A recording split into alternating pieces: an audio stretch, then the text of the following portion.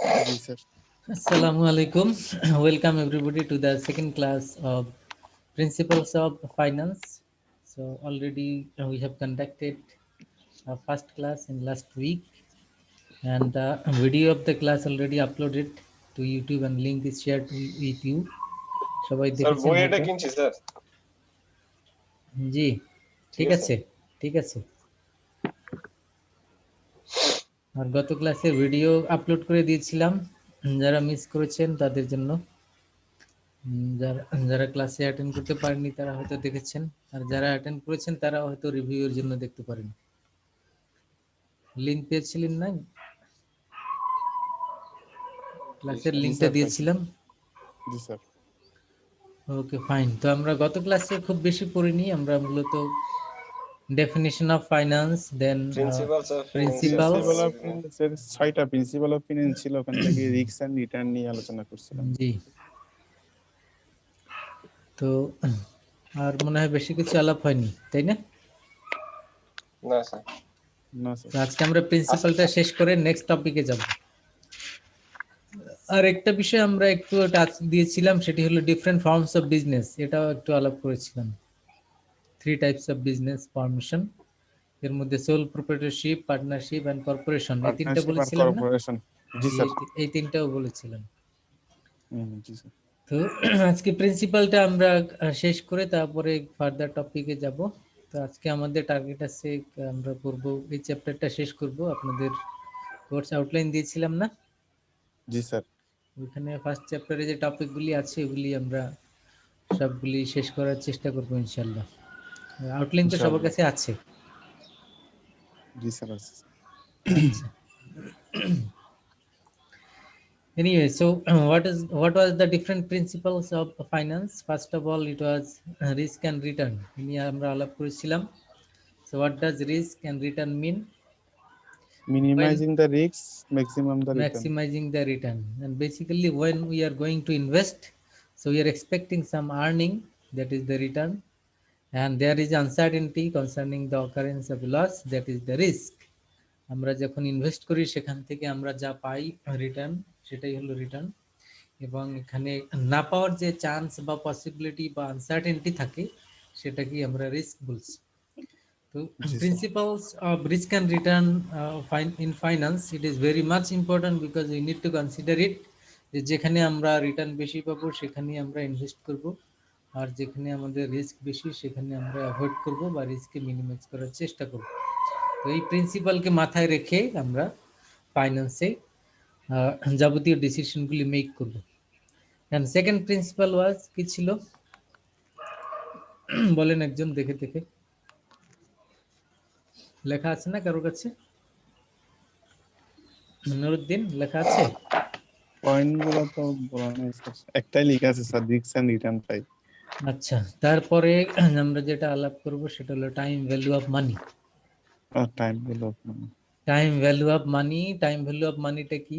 Money is losing its purchasing power day by day.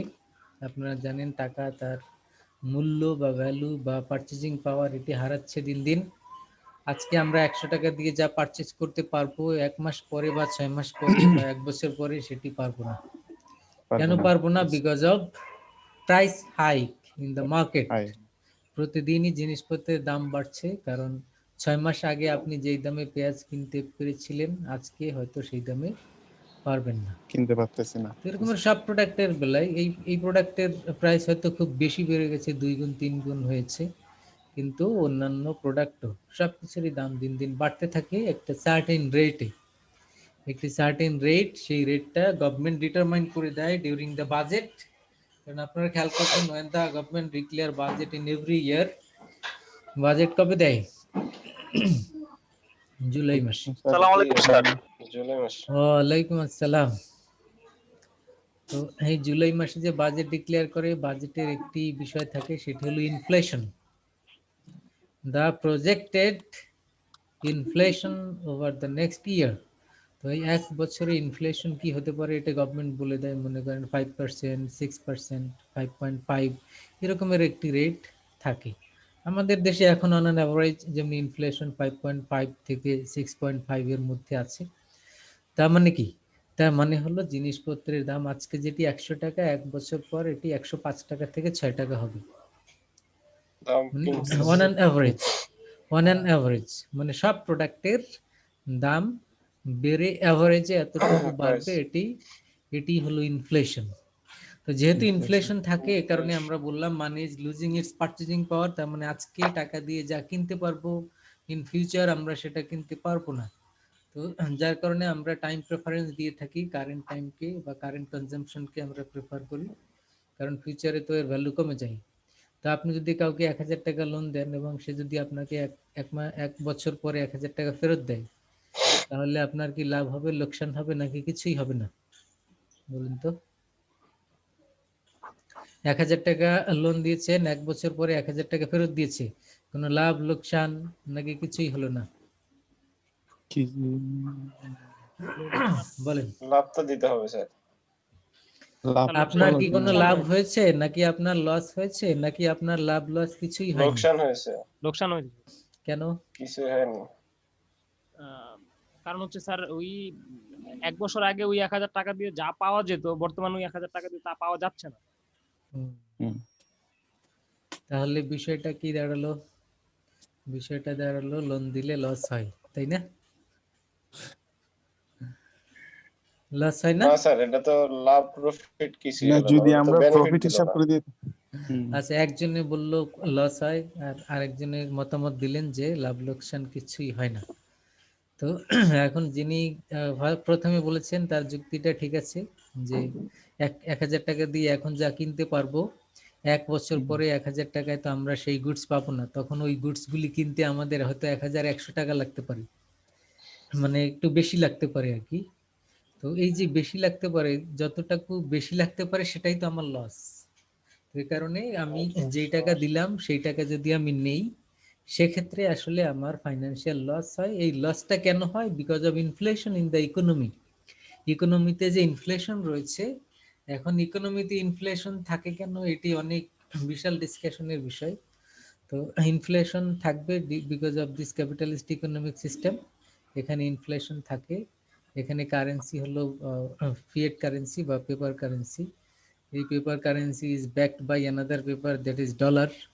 তো এগুলি অনেক বিষয় দিয়ে আছে, আমরা ওইদিকে হয়তো ডিটেলস যাচ্ছি না। শুধু এতটুকু জানেন, বিকজ অফ ইনফ্লেশন, এই ইনফ্লেশনের কারণেই আমরা মানির পারচেজিং পাওয়ার এটা কমতে থাকে। আর এই পারচেজিং পাওয়ার যেহেতু কমে যাচ্ছে, এই কারণে আমরা ইন ফিউচার আজকের যে ভ্যালু এবং ফিউচারের যে ভ্যালু, এই দুইটা সমান হয় না। তার মানে present value of money and future value of money is not equal. আজকের ভ্যালু এবং আগামীকালের ভ্যালু সমান না। সমান না। কেন? এর অনেক কারণের মধ্যে মেজর কারণ কি বললাম? Because of inflation in the economy. ইকোনমিতে ইনফ্লেশন আছে, আর এই ইনফ্লেশনের কারণেই আমরা দেখি জিনিসপত্রের দাম বেড়ে যাচ্ছে। ইনফ্লেশনের অন্য কথায় কি বলে? জিনিসপত্রের দাম বেড়ে যাওয়া। তো এই ইনফ্লেশনের কারণেই আমরা দেখি টাকার ভ্যালু বা এর যে পারচেজিং পাওয়ার বা ক্রয় ক্ষমতা, এটি দিন দিন কমে যাচ্ছে। হারাচ্ছে। তো আমরা এটি একটি প্রিন্সিপাল, এই প্রিন্সিপাল ফাইন্যান্সের এটি একটি ইম্পর্টেন্ট প্রিন্সিপাল। এটি মাথায় রেখে আমাদের ফাইন্যান্সের যাবতীয় ডিসিশন নিতে হবে। আমরা কোথাও ইনভেস্ট করব, সেক্ষেত্রেও আমাদের চিন্তা করতে হবে আজকে কত টাকা ইনভেস্ট করলাম এবং 1 বছর পরে কত রিটার্ন পাচ্ছি, সেই টাকার ভ্যালু এবং আজকের ভ্যালু এটা সমান কিনা, কত টাকা হারাচ্ছে, যাবতীয় বিষয় কনসিডার করেই আমাদের ইনভেস্টমেন্ট ডিসিশনগুলি নিতে হবে। এই কারণেই ব্যাংক যখন আপনাকে লোন দেয়, তখন এই বিষয়গুলি তারা চিন্তা করে আপনার কাছ থেকে আবার ইন্টারেস্ট নিয়ে নেয়। এখন মনে করেন আপনি একটি ডিপিএস করলেন বা একটি ফিক্সড ডিপোজিট করলেন, সেখানে ব্যাংক আপনাকে দিল কত, মনে করেন 4% দিল। এখন 4% দিলে তো আপনার কি কোনো বেনিফিট হবে? তার মানে কি 100 টাকায় 1 বছর পরে 4 টাকা পাচ্ছেন, তাই না? 4% করে। তো এখন 4% করে ইন্টারেস্ট দিলে আপনি তো হয়তো টাকার অঙ্কে বলবেন যে আমি তো 4% হিসেবে 1 লাখ টাকায় যত টাকা আসে এত টাকা বেশি পেয়েছি 1 লাখ টাকা ফিক্সড ডিপোজিট করে। কিন্তু প্র্যাকটিক্যালি আমরা টাইম ভ্যালু অফ মানি জানার পরে আমরা দেখব যে আসলে কিন্তু আপনার এই আসলে আমরা বেশি পাইছি। 4% পেয়েছেন, কিন্তু আবার ইনফ্লেশন হয়েছে মনে করেন 5%, তাহলে তো আপনার 1% লস হয়েছে। যদিও আপনাকে ব্যাংক প্রফিট বা ইন্টারেস্ট দিয়েছে 4%, কিন্তু আপনার লস হয়েছে কত?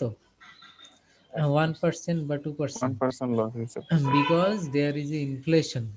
তার মানে ব্যাংক যদি আপনাকে ইনফ্লেশনের সমপরিমাণ ইন্টারেস্ট দেয়, তাহলে আপনি এমন একটা অবস্থায় থাকবেন যেখানে নো লস নো গেইন, এই অবস্থায় থাকবেন। তার মানে সেটাকে ইকোনমিক্সের ভাষায় বলে ইকুইলিব্রিয়াম। এটাকে বলে কি? ইকুইলিব্রিয়াম। তার মানে নো লস নো গেইন। তার মানে ব্যাংক কতটুকু ইন্টারেস্ট দিলে আপনি নো লস নো গেইনে থাকবেন?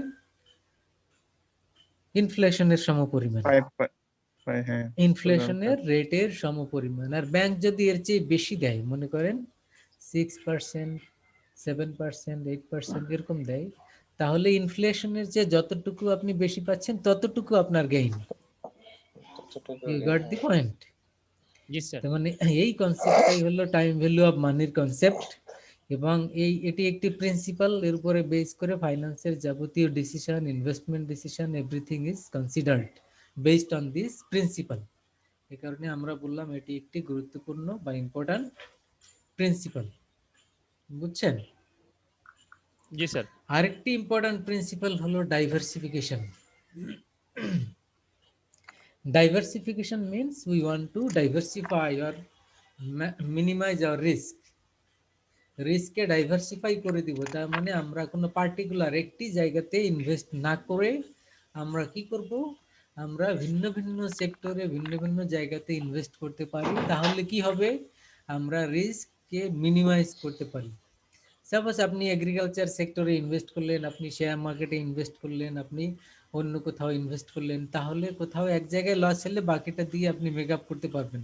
কিন্তু আপনার ইনভেস্টমেন্ট যদি একটি জায়গাতে থাকে, তখন লস হলে তো পুরোটাই লস, ওইখানেই লস হবে পুরোটা। তাই না? এই কারণে আমরা শেয়ার মার্কেটে যারা ইনভেস্ট করে দেখি আমরা মাঝে মধ্যে কি যে এদের অবস্থা খারাপ হয়ে যায়, বিকজ তারা লসের মধ্যে পড়ে যায়। তো এখন এর কারণ কি? কারণ হয়তো তার টোটাল ইনভেস্টমেন্ট শেয়ার মার্কেটেই ছিল। তো এই কারণে আপনারা কি করবেন? মানে ফাইন্যান্সের যে প্রিন্সিপাল সেটি হলো ডাইভার্সিফাই। তার মানে এক জায়গাতে না করে আপনি কি করবেন? You will invest in different sectors in different way. এটি করলে আপনার কি হবে? এক জায়গার লস আর এক জায়গা দিয়ে আপনি মেক আপ করার সুযোগ পাবেন। And this concept is called diversification. এটিও ফাইন্যান্সের একটি ইম্পর্ট্যান্ট প্রিন্সিপাল। তাহলে ফাইন্যান্সের বেসিক প্রিন্সিপাল হলো এই যে আমরা তিনটি বললাম, এটি হলো বেসিক। আরো তিনটি আছে, সেগুলিও এর সাথে ইম্পর্টেন্ট, কিন্তু বেসিক এই তিনটা আমাদের মাথায় রাখতেই হবে, মনে রাখতেই হবে। সেটি কি? আবার আপনাদের মনে করিয়ে দিচ্ছি, রিস্ক রিটার্ন, তারপরে time value of money and diversification.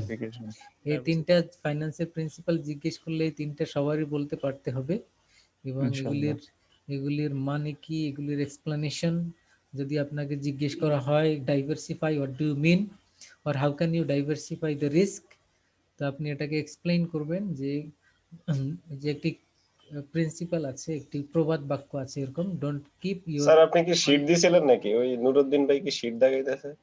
না, বই। না ভাই, আমি অনলাইন থেকে ডাউনলোড করে নিয়েছিলাম। স্যার বলছিল গত ক্লাসে যে ওই যে প্রিন্সিপাল গুলি তো আমি দেখিয়ে দিয়েছিলাম সেখানে। 6 প্রিন্সিপালস অফ ফাইন্যান্সের এটা অনলাইন থেকে ডাউনলোড করে নিয়েছি। তো আমরা যেটি বললাম, এরকমের কোশ্চেন করলে আপনি ওই পার্টিকুলার ওটাকে এক্সপ্লেইন করবেন। তো এই তিনটে তো বললাম, আর নুরুদ্দিন আর কি আছে বলেন, আর তিনটে বলেন। স্যার প্রবাদ বাক্যটা কি বলছিলেন যেন? হ্যাঁ, আসতেছি, বলেন। Sir cash flow, sir cash flow আর হেজিং, হেজিং আছে না, এন্ড লিকুইডিটি আর হেজিং আছে স্যার। হেজিং। আচ্ছা, এগুলি এই বাকি তিনটা হলো এই তিনটার মধ্যে চলে আসে। তো এই জন্য আমরা আপনার এই তিনটা অবশ্যই মনে রাখবেন। You got the point? Sir কোন কোন পয়েন্টগুলো? এই যে তিনটা, ছয়টার মধ্যে আবার তিনটা আমি হাইলাইট করে দিলাম। এই তিনটা অবশ্যই মনে রাখবেন। বাকি তিনটা শুধু নাম জানলে হবে, বাকি তিনটা নাম জানলে হবে। আর এই যে বাকি যে তিনটি আমি এক্সপ্লেইন করলাম, এগুলি ডিটেইলসে জানতে হবে এই তিনটা। আচ্ছা আচ্ছা, ঠিক আছে? ওগুলোর মধ্যে এগুলো পাওয়া যাবে। হ্যাঁ, ওগুলির মধ্যে এটা ইনক্লুডেড। যেমনি ক্যাশ ফ্লো আজকের টাইম ভ্যালু, ফিউচারের টাইম ভ্যালু, আজকে ইনভেস্ট করে পরবর্তীতে আমরা কি পাবো, that is the cash flow, এর মধ্যে আছে। হেজিং ও রিস্ক। তো তারপরে আরেকটি ছিল sir profitability. Profitability and liquidity. Invest করলে সেখান থেকে প্রফিট কি পরিমাণ আসবে, তার মানে রিস্ক রিটার্নের সাথে এটা রিলেটেড। এই কারণে আমরা ওই তিনটাকে মেজর পয়েন্ট হিসেবে হাইলাইট করলাম। আপনাদের বইয়েও 3টি পয়েন্ট দেয়া আছে একবারে শুরুর দিকে, পেজ নাম্বার 4। এখানেও 3টি পয়েন্ট দেয়া আছে প্রিন্সিপাল হিসেবে। এই জন্য আমরা 3টা হাইলাইট করলাম। এই 3টা কিন্তু সবারই মনে রাখতে হবে। তো আমি যেটি বলছিলাম যে একটি প্রবাদ বাক্য আছে, সেটি হলো don't keep all egg in a basket. একটি বাস্কেটে সবগুলি ডিম রাখবেন না। কেন রাখবেন না? কারণ বাস্কেটটা যদি পড়ে যায় ডিমগুলি তো সব ভেঙে যাবে, তাই না? ভেঙে যাবে। জি তাহলে আলাদা আলাদা ভাবে রাখলে কি হবে, সবগুলি তো আর ভাঙবে না। জি তো এইটি হলো আমাদের ডাইভার্সিফিকেশনের কনসেপ্ট। তার মানে আপনি মনে করেন কক্সবাজার যাবেন, কক্সবাজার যদি ফ্যামিলির সবাই একটি গাড়িতে উঠেন আর আল্লাহ না করুক যদি কোনো অ্যাক্সিডেন্ট হয়, তাহলে তো পুরোই রিস্ক। জি তো স্যার। এই কারণে এটা মিনিমাইজ করতে পারি কিভাবে আমরা, আচ্ছা আমরা এই গাড়িতে গেলাম 2 জন, ওই গাড়িতে গেলাম 3 জন, ফ্যামিলির 10 জন মনে করেন। তো আমরা 3টা 4টা গাড়িতে ভাগ করে গেলাম। তো কোনো যদি অ্যাক্সিডেন্ট আল্লাহ না করুক হয়ে যায়, সেক্ষেত্রে হয়তো কি একটা গাড়ি হবে, সব গাড়ি তো একসাথে অ্যাক্সিডেন্ট করে না, তাই না? তো এই যে কনসেপ্ট, এটাকেই বলে ডাইভার্সিফিকেশন। আমরা দেখি না অনেক সময় একই মাইক্রোতে পুরো ফ্যামিলি শেষ জি অ্যাক্সিডেন্টে। স্যার। তো এখন এটার সমস্যা কি হয়েছে? সমস্যা হচ্ছে সব এক জায়গাতে ছিল, এই কারণে এরকমের ডাইভার্সিফাই করেনি। এবং তো ফাইন্যান্সের ক্ষেত্রে, বিজনেসের ক্ষেত্রেও এরকম যে আপনি এক জায়গাতে ইনভেস্ট করলেন, শেয়ার মার্কেটে ইনভেস্ট করলেন, লস হলে তো আপনার পুরোটাই লস। তারপরে মনে করেন আপনি একটা এগ্রি ফার্ম রয়েছে, তো কোনো ন্যাচারাল ডিজাস্টার, মনে করেন এই যে বৃষ্টি, নিম্নচাপ, এগুলির মাধ্যমে একেবারে পুরো ক্ষেত সব নষ্ট, তাহলে তো আপনার পুরোই ক্যাপিটাল লস। তাহলে আমরা ফাইন্যান্স রিলেটেড যত কিছুই আছে, যত খাত থাকুক না কেন স্যার, আমরা ডাইভার্সিফিকেশনটা মাথায় রাখতে হবে, তো স্যার? এক্স্যাক্টলি। এবং সেই ডাইভার্সিফাইটা কি ডাইভার্সিফাই করব আমরা, কি ডাইভার্সিফাই করব? অর্থাৎ রিস্ক। একটা নির্দিষ্ট রিস্ক ডাইভার্সিফাই জায়গায় করব। আমরা হ্যাঁ, রিস্ক ডাইভার্সিফাই। জি। অর্থাৎ যেমন আমরা একটা ব্যবসা খুললাম, হুম। বাট একটাতে পড়ে না থেকে আমরা কিছু সাব বিজনেস খুললাম বা তার শাখা প্রশাখা খুললাম, যাতে একটাতে রিস্ক থাকলে আমাদের আরেকটাতে যাতে বেনিফিট পাওয়া যায়। জি আরেকটাকে জি আমরা সেটা ব্যাকআপ দিতে পারি, এরকম। এক্স্যাক্টলি অর্থাৎ রিস্ক যত বেশি, রিটার্ন বেশি, আর রিস্ক কম, রিটার্নও কম। এক্স্যাক্টলি এটাই হলো ডাইভার্সিফিকেশন, যে একটা বিজনেস না করে আমরা কয়েকটাতে করতে পারি। সেটা কিভাবে? হয়তো আপনার টোটাল ক্যাপিটাল 1 লাখ, এখন বলবেন আমার তো বেশি নাই, এটা আবার কিভাবে বিভিন্ন জায়গায় করব? এটাই আপনি 2-3 ভাগ করে করেন, এখানে অল্প ওইখানে অল্প। আবার মনে করেন যারা রিস্ক নিতে চায় না একবারই, তারা তো ব্যাংকে টাকা রেখে দেয় বা সেভিং সার্টিফিকেট কিনে। ব্যাংকে টাকা যারা আগে রেখে দিত অনেক ইন্টারেস্ট পেত, এখন তো গভর্নমেন্ট ইন্টারেস্টের পরিমাণ কমিয়ে দিয়েছে। এখন তো 9-6 নীতি, জানেন তো এটা? 9-6 বুঝেন তো? 9-6 জি, 6-9-15 আর কি স্যার। হ্যাঁ না সেটা না। বুঝতে পারছি আমি। 9-6 উল্টা হিসাব বুঝাই দেয় স্যার। 9-6 হলো একটি সেদিক করা প্রবাদ আর কি। বাক্য। 9-6 একটি প্রবাদ বাক্য, এখানে আমরা সেটি বলিনি। 9-6 মানে অপচয়, আমরা সেটি বলিনি। আমরা না, বলছি বুঝতে পেরেছি, just গভর্নমেন্ট সেট করে দিয়েছে যে ইন্টারেস্ট, ব্যাংক ইন্টারেস্ট কাস্টমারকে যখন লোন দিবে তখন 9% এর বেশি ইন্টারেস্ট নিতে পারবে না, এবং কাস্টমারকে যে ইন্টারেস্ট দিবে সেটা 6% এর নিচে দিতে পারবে না। এই কারণে 6 আর 9, ওই কারণে ওটা বললাম 9-6, বুঝছেন? এটা হলো জি। বাংলাদেশ ব্যাংকের নীতিমালা ফর অল কমার্শিয়াল ব্যাংক, যে ব্যাংক যখন আপনাকে লোন দেবে তখন আপনার কাছ থেকে একটা ইন্টারেস্ট নেবে না? কত পার্সেন্ট নেবে? কত পার্সেন্ট নেবে তার একটি গাইডলাইন, যে bank should not take more than 9%। You got the point? তার মানে এটাকে অন্য ভাষায় বলে single digit interest rate. Bank should not take more than 9% from you, from the client. এটা হলো 9। আর 6টা কি? 6টা হলো when you deposit in a bank, so bank should not give you less than 6%. কথা বুঝছেন? অর্থাৎ নেওয়ার ক্ষেত্রে ভালো করেই নিব, দেওয়ার ক্ষেত্রে সে 6 করে দিব আর কি।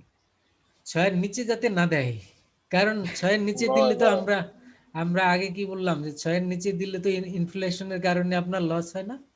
একেবারেই শেষ।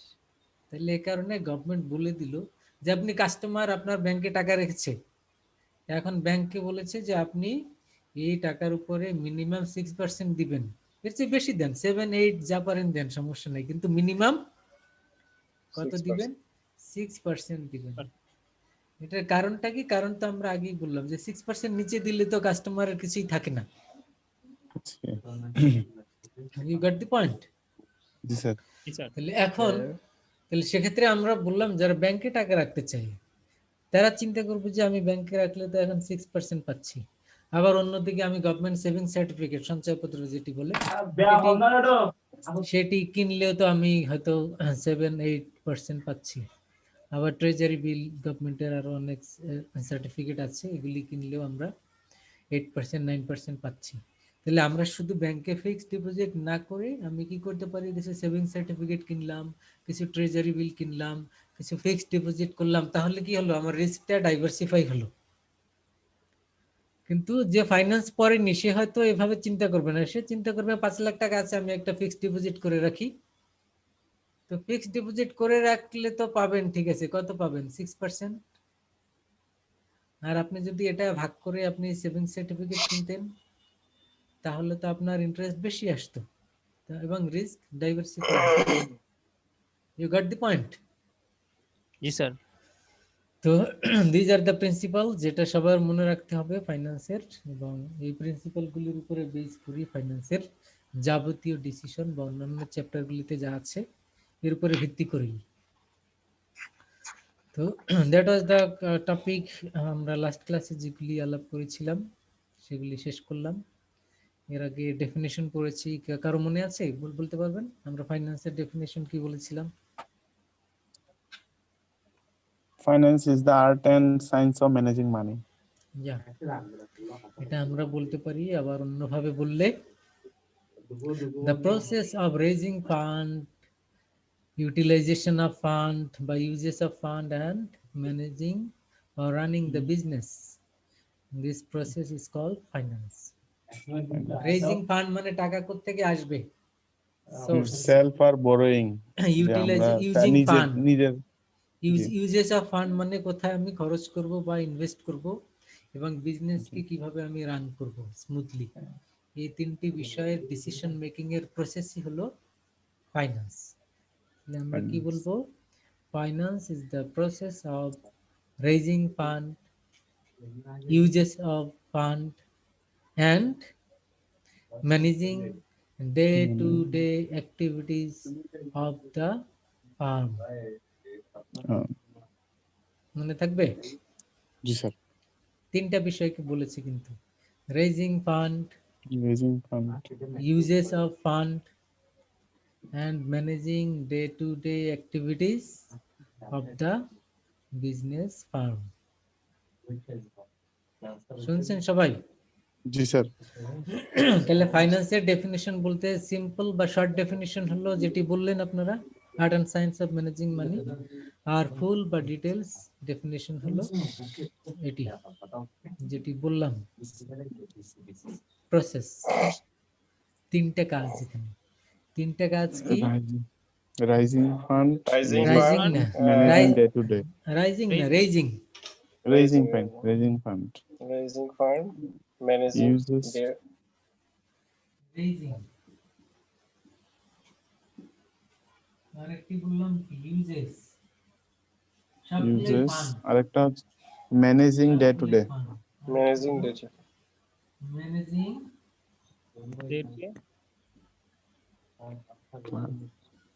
Day to day activities. Day to day activities বলতে আপনার বিজনেস তো অনেক কাজই করতে হয়। বিজনেসের কি কি থাকে মনে করেন, এমপ্লয়ীদের স্যালারি দিতে হয়, র মেটেরিয়ালস কিনতে হয়, ইলেকট্রিসিটির বিল দিতে হয়, হাউস রেন্ট দিতে হয়, এরকম অনেক কাজ থাকে না বিজনেসের? Yes. জি স্যার। এগুলি হলো ডে টু ডে অ্যাক্টিভিটিস, মানে প্রতিদিনকার, প্রতি মাসে বা প্রতি নির্দিষ্ট সময় পর পর যেগুলি রেগুলার বেসিসে করতে হয়, that is the day to day activities.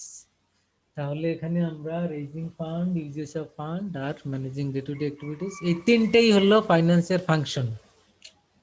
এটাকে আমরা কি বলবো? Function of functions. তাহলে ফাইন্যান্সের ফাংশন কয়টি? তিনটি। কি কি? তিনটি। Raising Raising fund, fund, uses fund, managing আচ্ছা, ডে টু ডে এই investment managing day activities.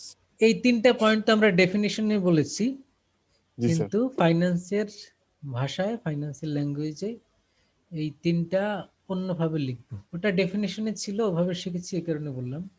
Raising ফান্ডকে বলা হয় ক্যাপিটাল স্ট্রাকচার। সবাই লিখেন, এটাকে কি লিখবেন? ফাংশনের আন্ডারে, ফাংশনের আন্ডারে এটাকে কি লিখবো? Capital structure. ক্যাপিটাল স্ট্রাকচার বলতে sources of fund,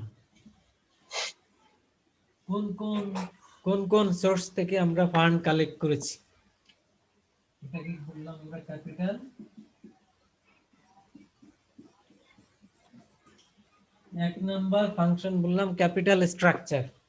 R use কি তো আমরা বলবো ফাইন্যান্সের ভাষায় ক্যাপিটাল বাজেটিং।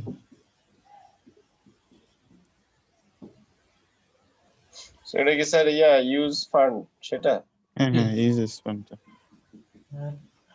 ডেফিনিশনের 3 নাম্বার যেটা ছিল, এটাকে আমরা ফাইন্যান্সের ভাষায় বলবো working capital.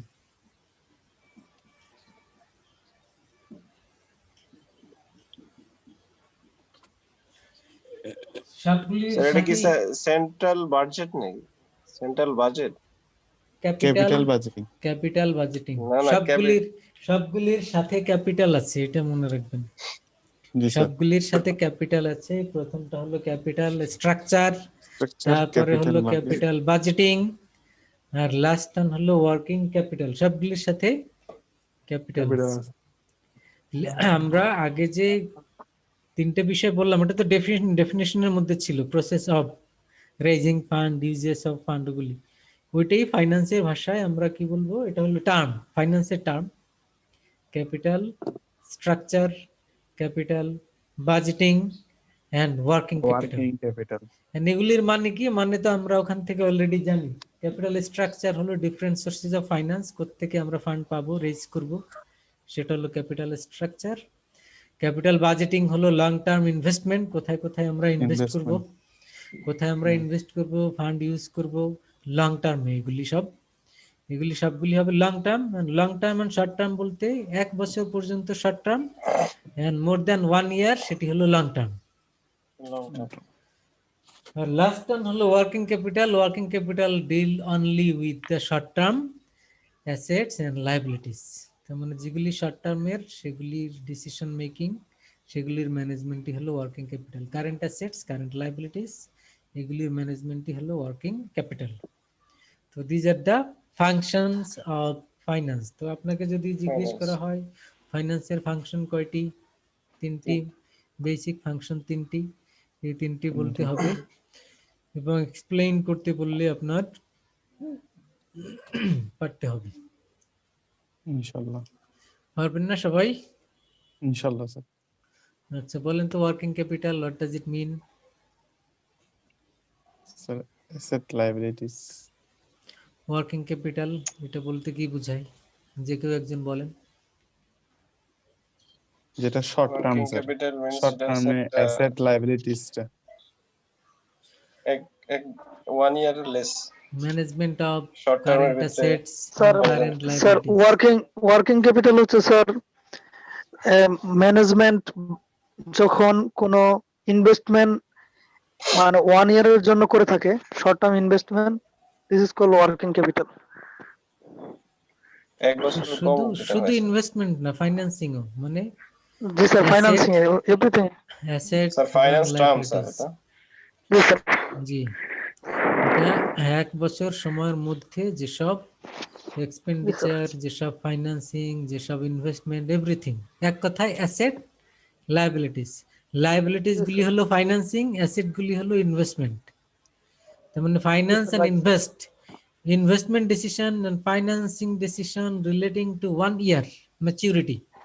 So this is the Yes, sir. working capital. Capital. Capital budgeting টা কি বলেন?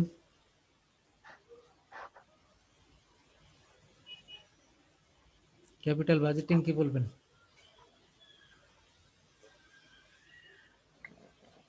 যেটা লং টার্মের জন্য the process of long term investment decision. Investment decision. এটি হলো লং টার্ম ইনভেস্টমেন্ট ডিসিশন এর যে প্রসেস সেটাই হলো ক্যাপিটাল বাজেটিং। আর ক্যাপিটাল স্ট্রাকচার কি বলবেন?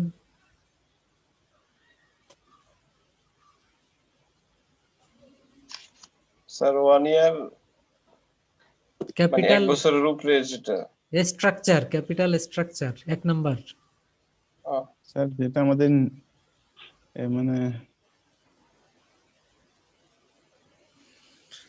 Capital structure is the combination of different sources of finance. So what are the different sources or ways we raise our fund? Company Raising তার fund, মানে- capital কোন কোন source থেকে collect করলো বা raise collect করলো, করতে হবে রেজিং টোটাল সোর্সটাই হলো capital structure. Structure. You got the point? জি স্যার। তাহলে আমরা একটু ফার্মের টোটাল ফাংশন গুলি জানলাম।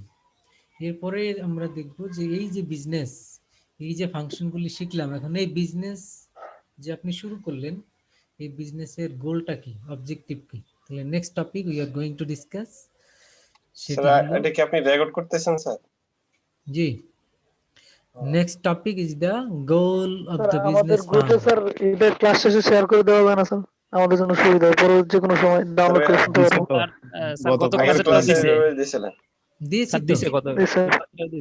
দিয়েছি। এখন ওই ওকে স্যার। এখন আমি আপলোড করলে গ্রুপে না দিলে ওই ইউটিউবের ওখানে ঢুকলেই আপনি পেয়ে যাবেন। ওখানে আমার সব ক্লাসেরটা দেয়া থাকে, আপনার ক্লাসেরটাও থাকে ওখান ও থেকে। আচ্ছা আচ্ছা, তো লিংকটা দিয়ে দিচ্ছেন না গ্রুপে জি জি ঢোকার? জি, ওকে, থ্যাংক ইউ স্যার। ওখানে অন্যান্য ক্লাসের গুলিও থাকে, তো আপনি শুধু আপনার কোর্সেরটা নাম লেখা আছে ওখানে দেখে আপনি দেখে নেবেন ওখান থেকে। জি স্যার। গোল। ঠিক আছে, থ্যাংক ইউ স্যার। গোল নিয়ে আলাপ করব আমরা, বিজনেসের গোল বা অবজেক্টিভ। তো এখন বিজনেস মানুষ কেন করে এটা তো আমরা না পড়লেও জানি, তাই না? বিজনেসের জি অবজেক্টিভ, স্যার। বিজনেসের অবজেক্টিভ কি? এক কথায় making profit in legal way, that is called business. এটা কিন্তু বিজনেসের ডেফিনিশনও আমরা শিখে ফেললাম। বিজনেসের ডেফিনিশন কি? Making profit in the legal way. Any legal activities or any legal effort to make profit, মানে কাজটা হতে হবে লিগ্যাল অ্যাক্টিভিটিস আর অবজেক্টিভ হতে হবে টু মেক প্রফিট। তাহলে সেই এফোর্ট কি আমরা বলবো business. You got the point? আমাদের একটি প্রচেষ্টা থাকবে, মেকিং একটি এফোর্ট স্যার থাকবে। Making any legal activities and to making profit. Any profit, legal effort, any legal activities Legal- to make profit, যে কোনো ধরনের এফোর্ট, যে কোনো ধরনের লিগ্যাল কাজ যার উদ্দেশ্য হলো প্রফিট করা, সেটাই হলো বিজনেস। It's called business. মনে থাকবে? Yes sir. Any legal effort to make profit, any legal effort or activities to to make make profit. Profit, that is called business. তাহলে আমরা সহজেই জেনে ফেললাম বিজনেসের অবজেক্টিভ কি, টু মেক প্রফিট। আচ্ছা, তো এখন যদি এরকম হয় দ্য বিজনেস ইজ সোল প্রপ্রাইটরশিপ, আপনার নিজস্ব বিজনেস, তাহলে তো আপনি নিজেই ডিসিশন নিতে পারবেন যে আমি আজকে বৃষ্টি হচ্ছে আজকে কাজ করব না বা অফিসে যাব না, মানে আপনার ইয়েস। নিজের। তা আজকে আমি জি। রেস্টে থাকবো বা সপ্তাহে আমি 5 দিন দোকান খুলবো আর বাকি 2 দিন বন্ধ রাখবো, আপনার ইচ্ছা। কিন্তু এটি যদি পার্টনারশিপ হয় তখন হয়তো পার্টনাররা নিজেরা আলোচনার মাধ্যমে ডিসিশন নেবে। জি। কিন্তু এটি যদি কর্পোরেশন হয় কোম্পানি ডিসিশন নেবে। সেক্ষেত্রে কর্পোরেশনের ওনার কারা? কর্পোরেশনের ওনাররা হলো শেয়ার হোল্ডার্স। শেয়ার আমরা হোল্ডার। গত ক্লাসে বলেছিলাম the owner of the company are the share holders. যারা ইনভেস্ট করে স্যার কোম্পানিতে। জি, তার শেয়ার হোল্ডাররা তো নিজেরা বিজনেস অপারেট করে না, করে কি? না স্যার, আপনি একটি কোম্পানির শেয়ার কিনলেন, so you will be the owner, কিন্তু আপনি কি জানেন ওই কোম্পানি কিভাবে অপারেট হয়, কিভাবে কি করে, তার বিজনেস কিভাবে চলে? আপনি তো এগুলির খোঁজ খবর রাখেন না, রাখেন স্যার। কি? না স্যার। আপনি কিন্তু আপনার পরিচয় কি? আপনি একজন ওনার। আপনি একজন owner because you purchase the share. তার মানে শেয়ার কিনলে ওনার হয়, but owners are not directly involve in the business. তাহলে ডিরেক্টলি বিজনেসকে অপারেট করে কারা? They are the managers or the employee of the business. তাহলে বিজনেসকে ডিরেক্টলি রান করে যারা, তারা হলো ম্যানেজার্স এবং অর দ্য এমপ্লয়িজ। এমপ্লয়িজ। এখন এই ম্যানেজার এবং এমপ্লয়িজ এরাই তো বিজনেসকে অপারেট করে। তো এখন ওনার যারা, তাদের বিজনেসের টার্গেট কি থাকে? যে কোনো বিজনেস আপনি করবেন, টার্গেট তো একটাই, আপনি চান যে আপনার যা ইনভেস্টমেন্ট আছে সেই ইনভেস্টমেন্টটা 1 বছর পরে যাতে আরো বেড়ে আরো বেশি হয়, ম্যাক্সিমাইজ হয়, তাই না? আপনি সোল প্রপ্রাইটারশিপ বিজনেস করলেও এটা টার্গেট থাকে যে আজকে আমি 1 লাখ টাকা দিয়ে বিজনেস শুরু করলাম, এন্ড অফ দ্য ইয়ার যাতে এটি বেড়ে আমার 1.5 লাখ 2 লাখ হয়ে যায়, এটাই তো টার্গেট থাকে। আবার আপনি শেয়ার মার্কেট থেকে শেয়ার কিনলেন, so you are the owner of the corporation. What is your target? Target is same because you want to maximize the wealth. আপনার ইনভেস্টমেন্টকে আপনি ম্যাক্সিমাইজ করতে চান, এটাই তো গোল। তাহলে এক কথায় যদি আমরা বলি বিজনেসের গোল কি, কি বলবো? Wealth maximization is the ultimate goal of the business firm or corporation. Wealth maximization is the ultimate goal the business should pursue or the business should follow. তাহলে আলটিমেট গোলটা কি বলেন? Wealth maximizing is the ultimate goal. Wealth maximisation Maximization is the ultimate goal of the business. of the আচ্ছা, এখন business. Wealth maximisation এটা আমরা কিভাবে বুঝবো, এটি হলো বিষয়। আপনি তো শেয়ার কিনেছেন, কত টাকার শেয়ার? সে 1 লাখ টাকার শেয়ার। 1 লাখ টাকার শেয়ার কিনে আপনি কোম্পানির ওনার হয়েছেন। এখন আপনি চান যে after or end of the year your share price will increase to more than 1 lakh. 1 বছর পরে আপনার এই 1 লাখ টাকার ইনভেস্টমেন্ট যাতে বেশি হয়ে যায়। তাহলে আজকে আপনি মনে করেন 1000 শেয়ার কিনলেন, 1000 শেয়ার কিনলেন কত করে? পার শেয়ার 100 টাকা করে। কত হয়? 1000 শেয়ার 100 টাকা করে কত হয়? 10,000 টাকা। কেমনে? Per share 1000 টাকা করে sir. 1000 number of share, per share 100 টাকা। 100 টাকা করে। কত হয়? 1 লাখ হয় না? জি স্যার। 1 লাখ। তাহলে 1 লাখ টাকা ইনভেস্ট করেছেন। তাহলে আপনি কোম্পানির একজন ওনার হলেন 1 লাখ টাকা ইনভেস্ট করে। আপনার অবজেক্টিভটা কি? আপনি কি চাচ্ছেন বলেন? কি চাচ্ছেন? শেয়ার কিনলেন যে। প্রফিট চাচ্ছি স্যার। আচ্ছা, তার মানে আপনার যে ইনভেস্টমেন্ট এই 1 লাখ টাকা যাতে বেড়ে আরো বেশি হয়, তাই না? জি স্যার। তো জি স্যার। এখন কোশ্চেন হলো এটা বাড়বে কখন? when the share price will increase, তার মানে when the share price from 100 and it will increase to 120 or 150, then investment will maximize. আচ্ছা, এখন 1 বছর পরে দেখা গেল এই শেয়ারের দাম মার্কেটে হয়ে গেল কত? 100 টাকার শেয়ার কিনেছিলেন, এটি হয়ে গেল 120 টাকা। তাহলে আপনার এখন ইনভেস্টমেন্টের রিটার্ন কত হলো? 20 টাকা। এটা একটা শেয়ারে আপনার তো ইনভেস্টমেন্ট 1 লাখ টাকা। তাহলে একটা শেয়ার আগে আপনি কিনেছিলেন 100 টাকায়, এখন তো 120 টাকা হয়ে গেছে। তাহলে জি স্যার। আপনার তাহলে টোটাল দ্বিগুণ হয়। 1 লাখ টাকার ইনভেস্টমেন্ট এখন কত হলো? 1,20,000 হলো না? 20 1,20,000। জি স্যার। 1,20,000। 1,20,000 হলো। তার মানে আপনার ইনভেস্টমেন্ট ছিল 1 লাখ, এখন প্রফিট হয়েছে কত? প্রফিট হয়েছে 20,000। 20,000। 20,000 টাকা প্রফিট হয়েছে। যদি উল্টাটা হয়, শেয়ারের দাম কমে 80 টাকা হয়ে গেল, তাইলে কি হবে? 20,000 টাকা লস হবে আমার তো স্যার। লস হয়ে যাবে। 20,000 টাকা লস হয়ে যাবে। এখন এজ এ ইনভেস্টর আপনি কোম্পানির ওনার শেয়ার কিনেছেন, আপনার টার্গেট কি? ওই কোনটা? এই দুইটা অপশনের মধ্যে কোনটা চান? স্যার সবাই তো লাভই চায়। First এটা লাভই চাই। চাই। তার মানে লাভ। এখান থেকে স্পষ্ট যে ultimate goal of the business is to maximise the wealth. এখন প্রশ্ন হলো জি। ওয়েলথ ম্যাক্সিমাইজেশন আমরা কিভাবে বুঝবো বা কিভাবে এটাই ক্যালকুলেট করব?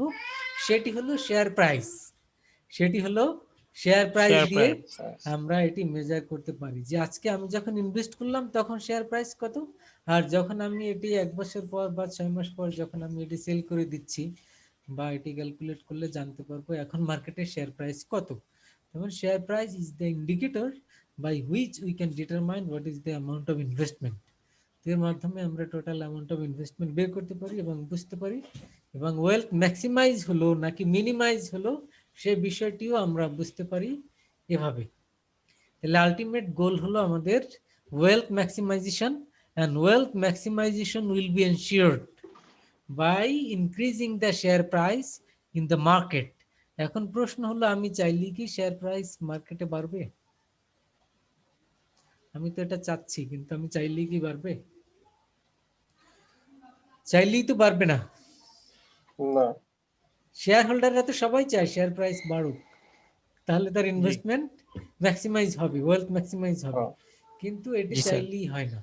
এই জন্য তারা কি চায়, সে যেহেতু শেয়ার হোল্ডার মানে ওনার, সে চায় এই কোম্পানি তো আমি নিজে পরিচালনা করি না, আমার পক্ষ থেকে রিপ্রেজেন্টেটিভ রয়েছে যাদেরকে বলা হয় বোর্ড অফ ডিরেক্টরস। এই বোর্ড অফ ডিরেক্টরস তারা আবার অ্যাপয়েন্টমেন্ট দেন, সিইও এবং তার আন্ডার ম্যানেজাররা কাজ করে। তো এরা যাতে করে এমন ভাবে কাজ করে কোম্পানির পারফরমেন্স ভালো হয় এবং মার্কেটে শেয়ার প্রাইস বাড়ে, তাহলে এমপ্লয়িরা বা ম্যানেজাররা যদি ভালো মতো কাজ করে, ভালো মতো পারফর্ম করে, তাহলে কোম্পানির পারফরমেন্স ভালো হবে মার্কেটে, তখন শেয়ার প্রাইস বাড়বে। আর আমি অ্যাজ এ ইনভেস্টর হিসেবে, শেয়ার মার্কেটের ইনভেস্টর হিসেবে আমি তখন কি হব, লাভবান হব। বিষয়টি বুঝছেন কিনা? জি স্যার।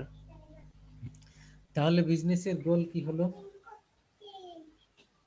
বিজনেসের গোল হলো wealth maximisation, and maximisation wealth ultimate maximization will be ensured কিভাবে? by increasing the share price in the market, and share price in the market depends on the financial performance of the firm, and financial performance depends on the management decision and contribution of the employee and the managers.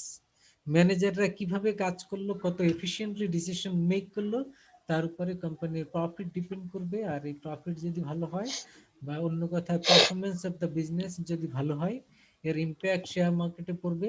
আর তখনই as a owner of the farm or shareholder of the firm will be benefited because our investment or wealth will be maximized. বুঝছেন কিনা? জি sir. তাহলে that is the goal of the business. তাহলে is it clear যে বিজনেসের গোল কি? জি sir. Nurul Huda বলবেন কিছু? Sir এখন নুরুল- ঠিক আছে, আচ্ছা, এখন ঠিক আছে, বুঝতে পারছিলাম না। ওকে ফাইন। তো আমরা এখানে তাহলে স্যার গোল আপনি পারপাস অফ বিজনেস এটা আরেকবার বলুন। Well maximisation will be ensured through লাইনটা আরেকবার বলুন। Wealth maximisation will be ensured কখন এনশিওর হবে? when the share price of the company, the Increasing. firm will increase in the market. এখন মার্কেটে আবার শেয়ার প্রাইস কখন ইনক্রিজ করবে? It depends on the financial performance of the farm, and financial performance depends on the management decision and employee efficiency and employee contribution, এগুলির উপর depend করে যে ম্যানেজারটা কত ভালোভাবে পারফর্ম করলো, ভালোভাবে বিজনেসকে অপারেট করলো, কত বেশি প্রফিট করলো। এটা যখন ফাইন্যান্সিয়াল মার্কেটে জানবে, তখন শেয়ার প্রাইসের উপরে এর ইম্প্যাক্ট পড়বে, আর তখনই শেয়ার প্রাইস বাড়বে। আর শেয়ার প্রাইস বাড়লে ওয়েলথ ম্যাক্সিমাইজেশন পসিবল হবে। ওকে, Yes, sir. এখন আমরা গোল সম্পর্কে ক্লিয়ার হলাম যে this is the ultimate goal. Business এই গোলকে অ্যাচিভ করার জন্যই সে যাবতীয় অ্যাক্টিভিটিসগুলি পারফর্ম করবে। তার মানে বিজনেস তার যাবতীয় সবকিছু করবে এই টার্গেটকে মাথায় রেখে যে আমরা কি চাই, ওয়েলথ ম্যাক্সিমাইজ করতে চাই। এখন এখানে শেয়ার হোল্ডার একটা গ্রুপ মানে ওনার, কিন্তু তারা সরাসরি কোম্পানিতে কন্ট্রিবিউট করে না, কোম্পানি পরিচালনা করে কারা? Managers and employees. Managers and employees. তো এখনই ম্যানেজার তারা তো অন্য গ্রুপ, তারা তো কোম্পানির ওনার না, যারা শেয়ার কিনবে তারা ওনার। তারা তো এমপ্লয়ি। তো এখন জি স্যার। ম্যানেজাররা চায় তাদের শেয়ার প্রাইস বাড়ুক, এই জন্য যা যা করণীয় ম্যানেজাররা তাই করুক, এটা শেয়ার হোল্ডার চায়। অন্যদিকে শেয়ার হোল্ডার বা ম্যানেজার্স, যারা শেয়ার হোল্ডার তারা তো ওনার, অন্যদিকে যারা ম্যানেজার মানে কোম্পানি যারা পরিচালনা করে তারা কি চায়? তারা চায় তাদের পারফরমেন্স ভালো হোক, তাদের স্যালারি ইনসেনটিভ এগুলি বেশি হোক। পারফরমেন্স ভালো হলে কোম্পানি তাদের প্রমোশন দিবে, তাদের স্যালারি বাড়বে, তারা এগুলি চায়। তো এ কারণে এই দুইটা গ্রুপের মধ্যে মাঝে মধ্যে কনফ্লিক্ট অ্যারাইজ করে। দুইটা গ্রুপ কারা? ওনার মানে শেয়ার হোল্ডার, জি আর স্যার। একটা group managers managers. And employees. জি। ম্যানেজার এন্ড এমপ্লয়ি এদের হেড কে? ম্যানেজার এন্ড এমপ্লয়ি এদের হেড কে? হেড হলো সিইও।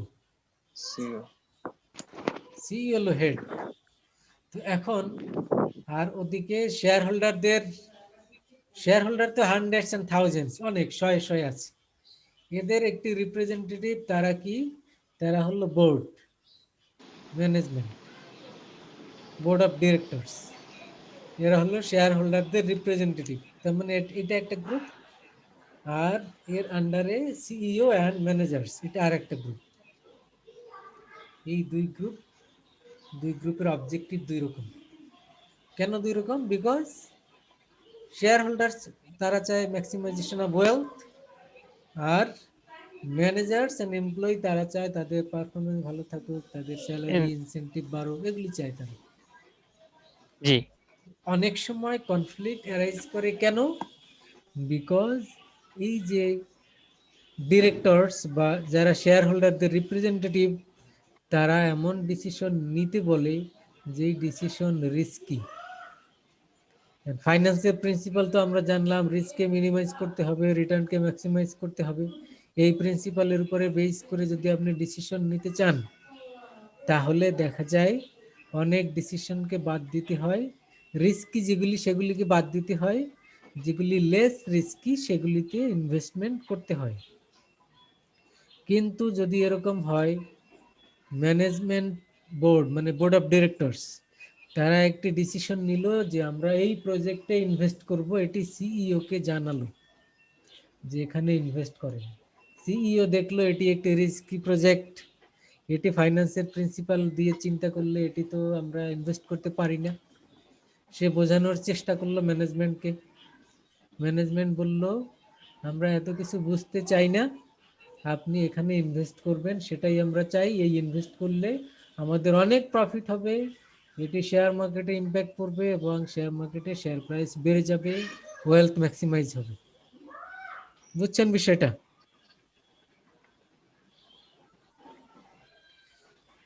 বুঝছেন কিনা? স্যার আবার একটু বুঝিয়ে দেন স্যার। বুঝি নাই স্যার। আবার একটু বোঝান স্যার। এখানে বোর্ড অফ ডিরেক্টরস তারা ডিসিশন নিল, কি ডিসিশন? যে এখানে ইনভেস্ট করতে হবে কোনো একটা প্রজেক্ট। এই প্রজেক্টে ইনভেস্ট করলে কোম্পানির প্রফিট অনেক বেশি হবে, কোম্পানির রেপুটেশন বাড়বে, শেয়ার মার্কেটে ইম্প্যাক্ট করবে, শেয়ার প্রাইস বাড়বে, ওয়েলথ ম্যাক্সিমাইজ হবে। এটা কে চাচ্ছে?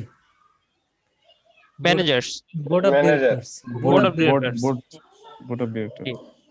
যাবতীয় পলিসি মেকিং কি করে? Board of directors. Board of directors. G sir. কিন্তু তারা তো আর কোম্পানি অপারেট করে না, তারা এগুলি সিইওর হাতে দেয়। সিইও এগুলিকে ইমপ্লিমেন্ট করে তার ম্যানেজার সহ। ম্যানেজমেন্ট। ঠিক আছে? জি স্যার।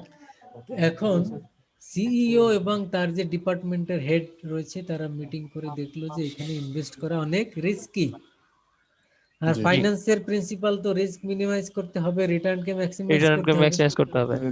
তাহলে তারা তো এখানে বোর্ড অফ ডিরেক্টরদের সাথে দ্বিমত পোষণ করবে যে এখানে ইনভেস্ট করা কি রিস্কি, তাই বলবে না? জি। কিন্তু বোর্ড অফ ডিরেক্টরস তারা তো ওনার, তাদের কথাই তো হবে নাকি সিইওর কথা হবে? কাদের কথা হবে? না না board sir, of directors. Board of directors. Board of directors. তো তারা এজন্য সিইও কে বলল যে আমরা এত যুক্তি শুনতে চাই না, আপনাকে এটা বলেছি আপনার এখানেই করতে হবে, কারণ এটা পজিটিভ দিক আছে। তো আমরা এটা ডিসিশন নিয়েছি বোর্ড মিটিং এ, আপনার এটাই করতে হবে।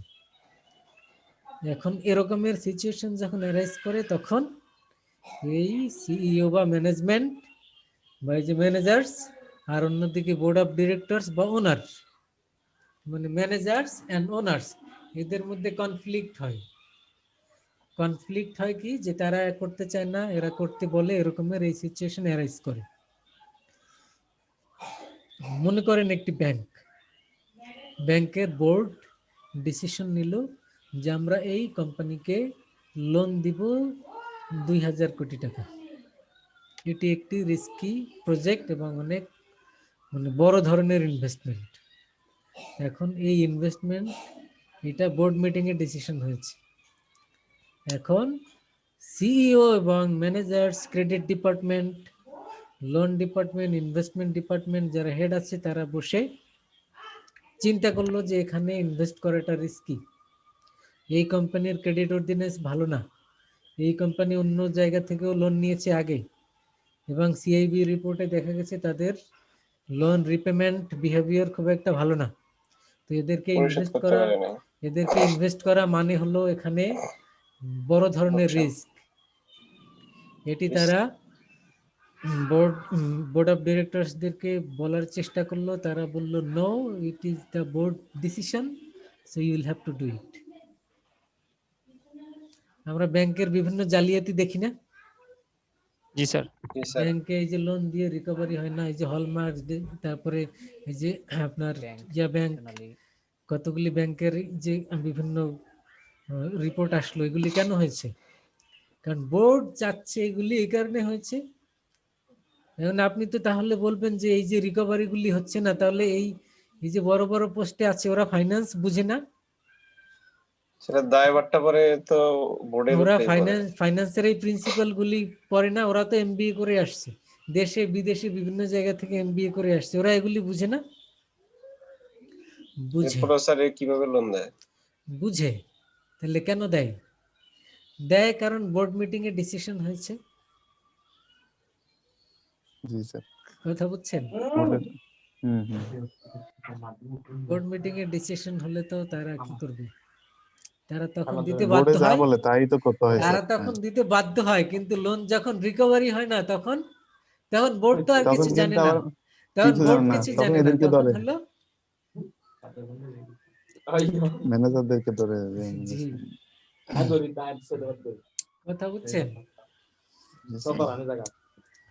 তো সোসাইটিতে এরকম অনেক ঘটনাই তো ঘটে। ফিল্ড লেভেলে যারা কাজ করে, গডফাদারদের নির্দেশ থাকে, কিন্তু ফিল্ড লেভেলে যারা কাজ করে ধরা পড়লে তো ওদের উপর দিয়ে যায়। এরকম হয় না? তো স্যার গডের মতোই থাকে, নীরবে থাকে, নির্ভীক থাকে, কিন্তু মার তো খাবে হচ্ছে যারা ফিল্ডে থাকবে। জি, তাহলে এখন যখন এই প্রজেক্ট লস প্রজেক্ট হলো, এখানে কোনো জালিয়াতি বা দুর্নীতি যখন রিভিল হলো, তখন কাকে ধরবে বলেন? কাকে ধরবে? ম্যানেজারকে। প্রথমে ধরবে সিইও, প্রথমে ধরবে সিইও কে, এমডি কে। হ্যাঁ জি। তো সিইও কে ধরলে পরে তারা যখন ডকুমেন্টস, কাগজপত্র যদি দেখাতে পারে যে এগুলি বোর্ড মিটিং এর ডিসিশন, তখন এই বোর্ডের কেউ কেউ হয়তো এফেক্টেড হবে। কিন্তু প্রথমত যে কোনো লসের জন্য, যে কোনো রিস্কি প্রজেক্টের জন্য পুরো দায়ভারটা হলো কার? সিইও। বোর্ড সিইও, বোর্ড না, এমডি স্যার। হ্যাঁ বোর্ড এমডি তো পলিসি সিইও দিয়েছে, স্যার। বোর্ড পলিসি দিয়েছে, তারা না। সিও তো স্যার এমডি না, সিও এমডি বলতে ম্যানেজিং ডিরেক্টর। এমডি তো managing director. Managing director and CEO sir বলে আর কি। ম্যানেজিং ডিরেক্টর অনেক সময় সিইও হতে পারে, আবার নাও হতে পারে। জি স্যার, ব্যাংকে তো বেশিরভাগ হয়। কোম্পানির ওনার হলো শেয়ার হোল্ডার, শেয়ার হোল্ডারদের রিপ্রেজেন্টেটিভ হলো ডিরেক্টরস। এই ডিরেক্টরদের মধ্য থেকে যদি কোম্পানি পরিচালনার কেউ দায়িত্ব নেয়, তাহলে সে একদিকে ডিরেক্টরস, একদিকে সিইও, একই ব্যক্তি। জি বুঝছেন? তখন আপনি বলতে পারেন যিনি এমডি তিনি সিইও হতে পারে। আর বড় কোম্পানিতে কি হয়, সেক্ষেত্রে বোর্ড একটা, বোর্ডের চেয়ারম্যান বা এমডি তিনি আলাদা, আর সিইও আলাদা। সিইও হলো এমপ্লয়ি, সিইও এমপ্লয়ি, সে বাইরে থেকে তাকে দায়িত্ব দেওয়া হতে পারে, অথবা এই বোর্ড মেম্বারদের মধ্যে থেকে কেউ একজন দায়িত্ব নিয়ে সিইও হতে পারে। কথা বুঝছেন? বুঝতে পারছি। তো জি স্যার। এরকমের একটি অবস্থায় কোম্পানির বোর্ডের সাথে এবং ম্যানেজারের সাথে, মানে owner and manager, there is a conflict, and this conflict বিভিন্ন সময় অ্যারাইজ করতে পারে। এই কনফ্লিক্টকে বলে এজেন্সি কনফ্লিক্ট। কি বলে? Agency conflict. এজেন্সি কম। আচ্ছা, তাহলে গোলের পরে আমরা যে টপিকটা নেক্সটে আলাপ করব সেটি হলো এজেন্সি কনফ্লিক্ট। গোল শেষ আমাদের, গোল নিয়ে ডিসকাশন শেষ। So now we will talk about the agency conflict. এখন এখানে দুইটা পার্টি অলরেডি উই ডিসকাস, দুইটা পার্টি, একটা হলো ম্যানেজার্স আর একটা হলো ওনার্স। দুইটা পার্টি কারা? ম্যানেজার্স আর Managers and owners. ওনার্স হলো শেয়ার হোল্ডার আর ম্যানেজার হলো এমপ্লয়ি। জি, ওকে, জি স্যার। এখন এই দুইটা পার্টির মধ্যে কনফ্লিক্ট কেন হয়? Because of their self interest. যে আগে আমরা এতক্ষণ যেটা বললাম, যে ম্যানেজাররা চায় নিজস্ব ইন্টারেস্ট, যে আমার পারফরমেন্স ভালো থাকবে, আমার প্রমোশন হবে, আমার স্যালারি ইনক্রিজ হবে। আর ম্যানেজারদেরকে যারা পরিচালনা করে, বোর্ড অফ ডিরেক্টরস বা ওনার্স, তারা চায় যে তারা যেই গাইডলাইন দেয় সেই গাইডলাইন অনুযায়ী যাতে ম্যানেজাররা চলে। সেটা তাদের এগেনস্টে গেলেও এই কারণেই কনফ্লিক্ট অ্যারাইজ করে। এই কনফ্লিক্টকে বলে এজেন্সি কনফ্লিক্ট। বুঝছেন? কথা বুঝছেন কিনা? জি স্যার। যাদের সামনে বই আছে তারা এজেন্সি কনফ্লিক্ট পেয়েছেন কিনা দেখেন।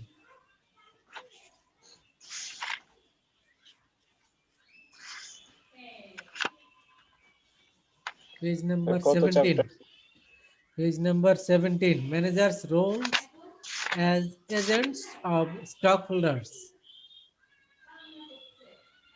পেয়েছেন? যদি বই আছে দেখেন, পেজ নাম্বার 17। জি স্যার। জি স্যার। সাইড নোটেও লেখা আছে দেখেন, এজেন্সি প্রবলেম, এটি শর্ট করে ডিফাইন করা আছে। A potential conflict of interest between outside shareholders বা owners and managers who make decision about how to operate the firm. এটাকে কি বলে? Agency problem. এখন এজেন্সি প্রবলেমটা কি বুঝছেন? এতক্ষণ আমরা আলাপ করলাম যা,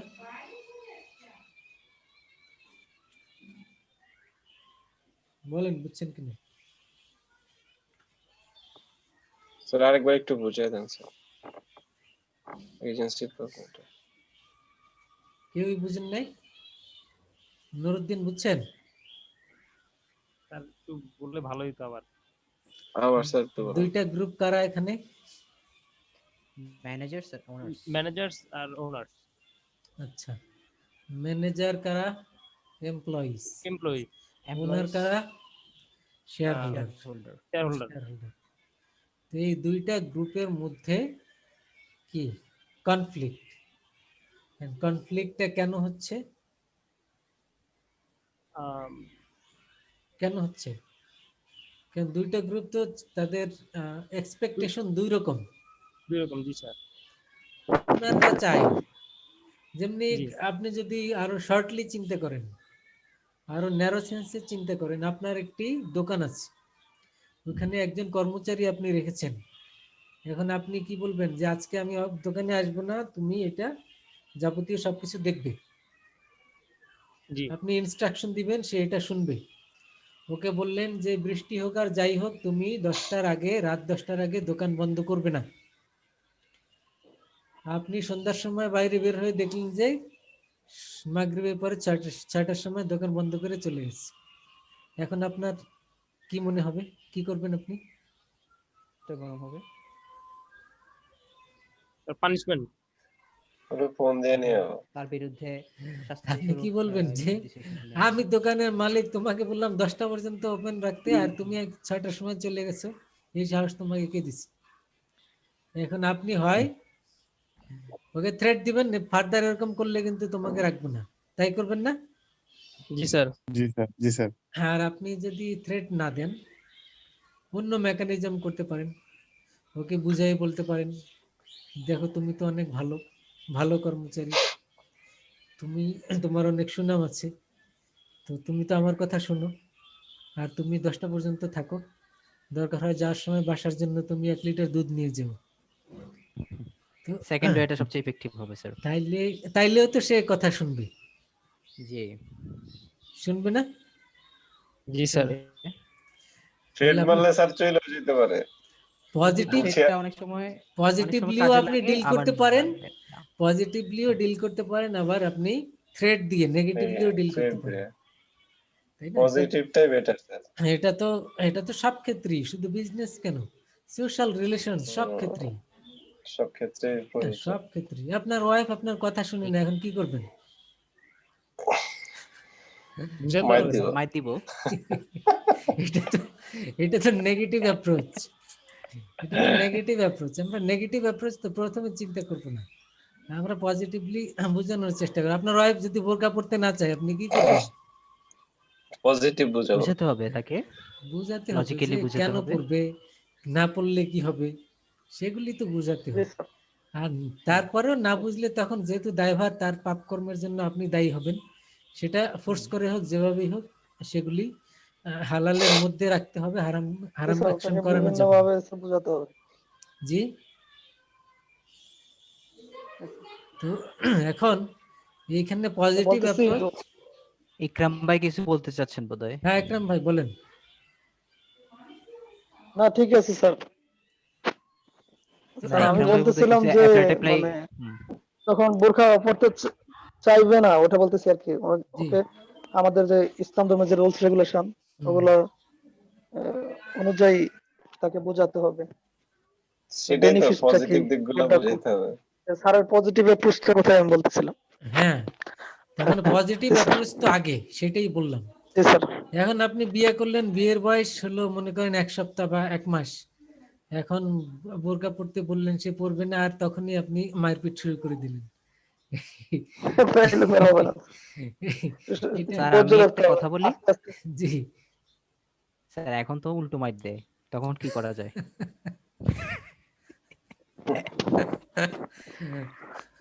Ladies have the power by the by our state, right? এরকম যে হয় না তা না, এখন ওই যে বললাম বাঁচার মতো যে বাঁচতে আপনি চাই। আপনি আপনার এমপ্লয়ি দোকানে, তাকে আপনি বললেন, থ্রেট দিলেন যে তোমাকে রাখবো না কর্মচারী হিসেবে, উল্টা সে আপনাকে থ্রেট দিল যে আপনাকে দোকানে কেমনে হ্যাঁ, ঢুকো তুমি দেখে threat নিবো দিবে। আমি, এই দোকানে তুমি ঢুকতে পারবে না, সে উল্টা থ্রেট দিল, হ্যাঁ হ্যাঁ, তাইলে কি হবে? স্যার এটা উল্টা তো ছাড়াও যাবে, অসম্মানই ছাড়াও হয়ে যাবে। গেল। তাইলে যা হওয়ার হবে, সেপারেশনের দিকে আগাবে, কর্মচারী থাকবে না হয় আপনি থাকবেন। না এটা আমি একটা থাকবো। তো That's the এখন conflict or problem. তো এখন এই যে এই রকমের কনফ্লিক্ট, এটা তো ঘর সংসার বিজনেস সব জায়গাতে আছে। জি তো স্যার। সেক্ষেত্রে আমরা বলেছি how to minimise the conflict, সেক্ষেত্রে পজিটিভ অ্যাপ্রোচ ফার্স্ট। তার মানে আপনি যদি তাকে বুঝান, শরিয়ার প্রিন্সিপালগুলি বুঝান, তাহলে বুঝতে বাধ্য, সৃষ্টিকর্তাকে যেহেতু মুসলিম হিসেবে সবাই বিশ্বাস করবে, জান্নাত জাহান্নাম বিশ্বাস করবে, হালাল হারাম বিশ্বাস করবে, মৃত্যুর পরে জাহান্নামের পানিশমেন্ট বিশ্বাস করবে, যেহেতু এগুলি বিশ্বাস করবে, এগুলি বুঝালে যে কেউই বোঝার কথা। এখন জি স্যার। সেক্ষেত্রে সেটা মানে কারেক্ট ওয়েতে বোঝাতে হবে। কিন্তু যদি আমরা ওই যে আমিত্ব থাকে বা ইনফ্লুয়েন্স থাকে, সেক্ষেত্রে হয়তো এখানে কনফ্লিক্ট অ্যারাইজ করতে পারে, নাও বুঝতে পেতে পারে। এই জন্য কনসেপ্টটা বোঝানো জরুরি। তেমনি ভাবে আমরা যেটা বললাম, বিজনেসের আপনার এমপ্লয়িকে আপনি যদি পজিটিভলি বুঝান, সে বুঝবে। আবার যদি আপনি থ্রেট দেন, তাহলেও হয়তো আপনার কথা শুনতে বাধ্য হবে। কিন্তু আলটিমেটলি এভাবে কনফ্লিক্ট মিনিমাইজ করার চেষ্টা করা হয়। এই পজিটিভ অ্যাপ্রোচ, নেগেটিভ অ্যাপ্রোচ যা বললাম, এগুলি হলো এই প্রবলেম, এই প্রবলেমকে সলভ করার বিভিন্ন মেকানিজম বা বিভিন্ন প্রচেষ্টা। কোন চেষ্টাটা কাজে দিবে সেটা ডিপেন্ড করবে রিয়েলিটি বা সিচুয়েশনের উপর। কখনো পজিটিভ অ্যাপ্রোচ, কখনো নেগেটিভ অ্যাপ্রোচ, এটা it depends upon the reality and situation. এখন যেটি বললেন, নুরুদ্দিন সাহেব বললেন যে উল্টাও তো মাইর দেয়, এখন সেক্ষেত্রে বিষয় হলো আপনি তো এমপ্লয়ি হিসেবে যাকে নিয়োগ দিবেন, ভাইবা স্যার, তো নুরুল কেন হুদা। ভাইবা কেন নেওয়া হয়? এমপ্লয়ীদেরকে ভাইবা কেন নেওয়া হয়? কারণ এই এমপ্লয়ি কথা শুনবে কিনা এই জন্যই তো ভাইবা নেওয়া হয়, তাই না? কমিটমেন্ট। জি স্যার। জি স্যার, তাহলে বিয়ে করার আগে তো আপনি খোঁজ খবর নিয়েই তারপরে ভাইবা নিয়েই বিয়ে বিয়ে করা করবেন, উচিত স্যার। যাতে উল্টা মাইর না তখন তো দেয়। মানে স্যার নেবে। তখন তো ভালো থাকে, ভালো সাজে। বিয়ের আগে ভালো স্যার। নুরুল হুদা কি বিয়ে সাবমিসিভ করছেন? কিনা, ভাই আপনি সাবমিসিভ তো কিনা, করছেন, আপনি ভালো। সাবমিসিভ আমি কিনা, এগুলো আলহামদুলিল্লাহ ভালো আছি। এগুলো খোঁজ বিয়ে খবর করলে ভালো নিয়েই তো থাকবেন। করতে হবে। জি স্যার। আর এই খোঁজ না, খবর আশা করি না নিয়ে যদি হুম, এরকম হয়, আপনি ওই যে আপনি কোম্পানির ওনার, আপনি কি করলেন, ভাইবা বোর্ডে ক্যান্ডিডেটদের কল করলেন জবের জন্য, ইন্টারভিউ নিবেন, আপনি তো বস।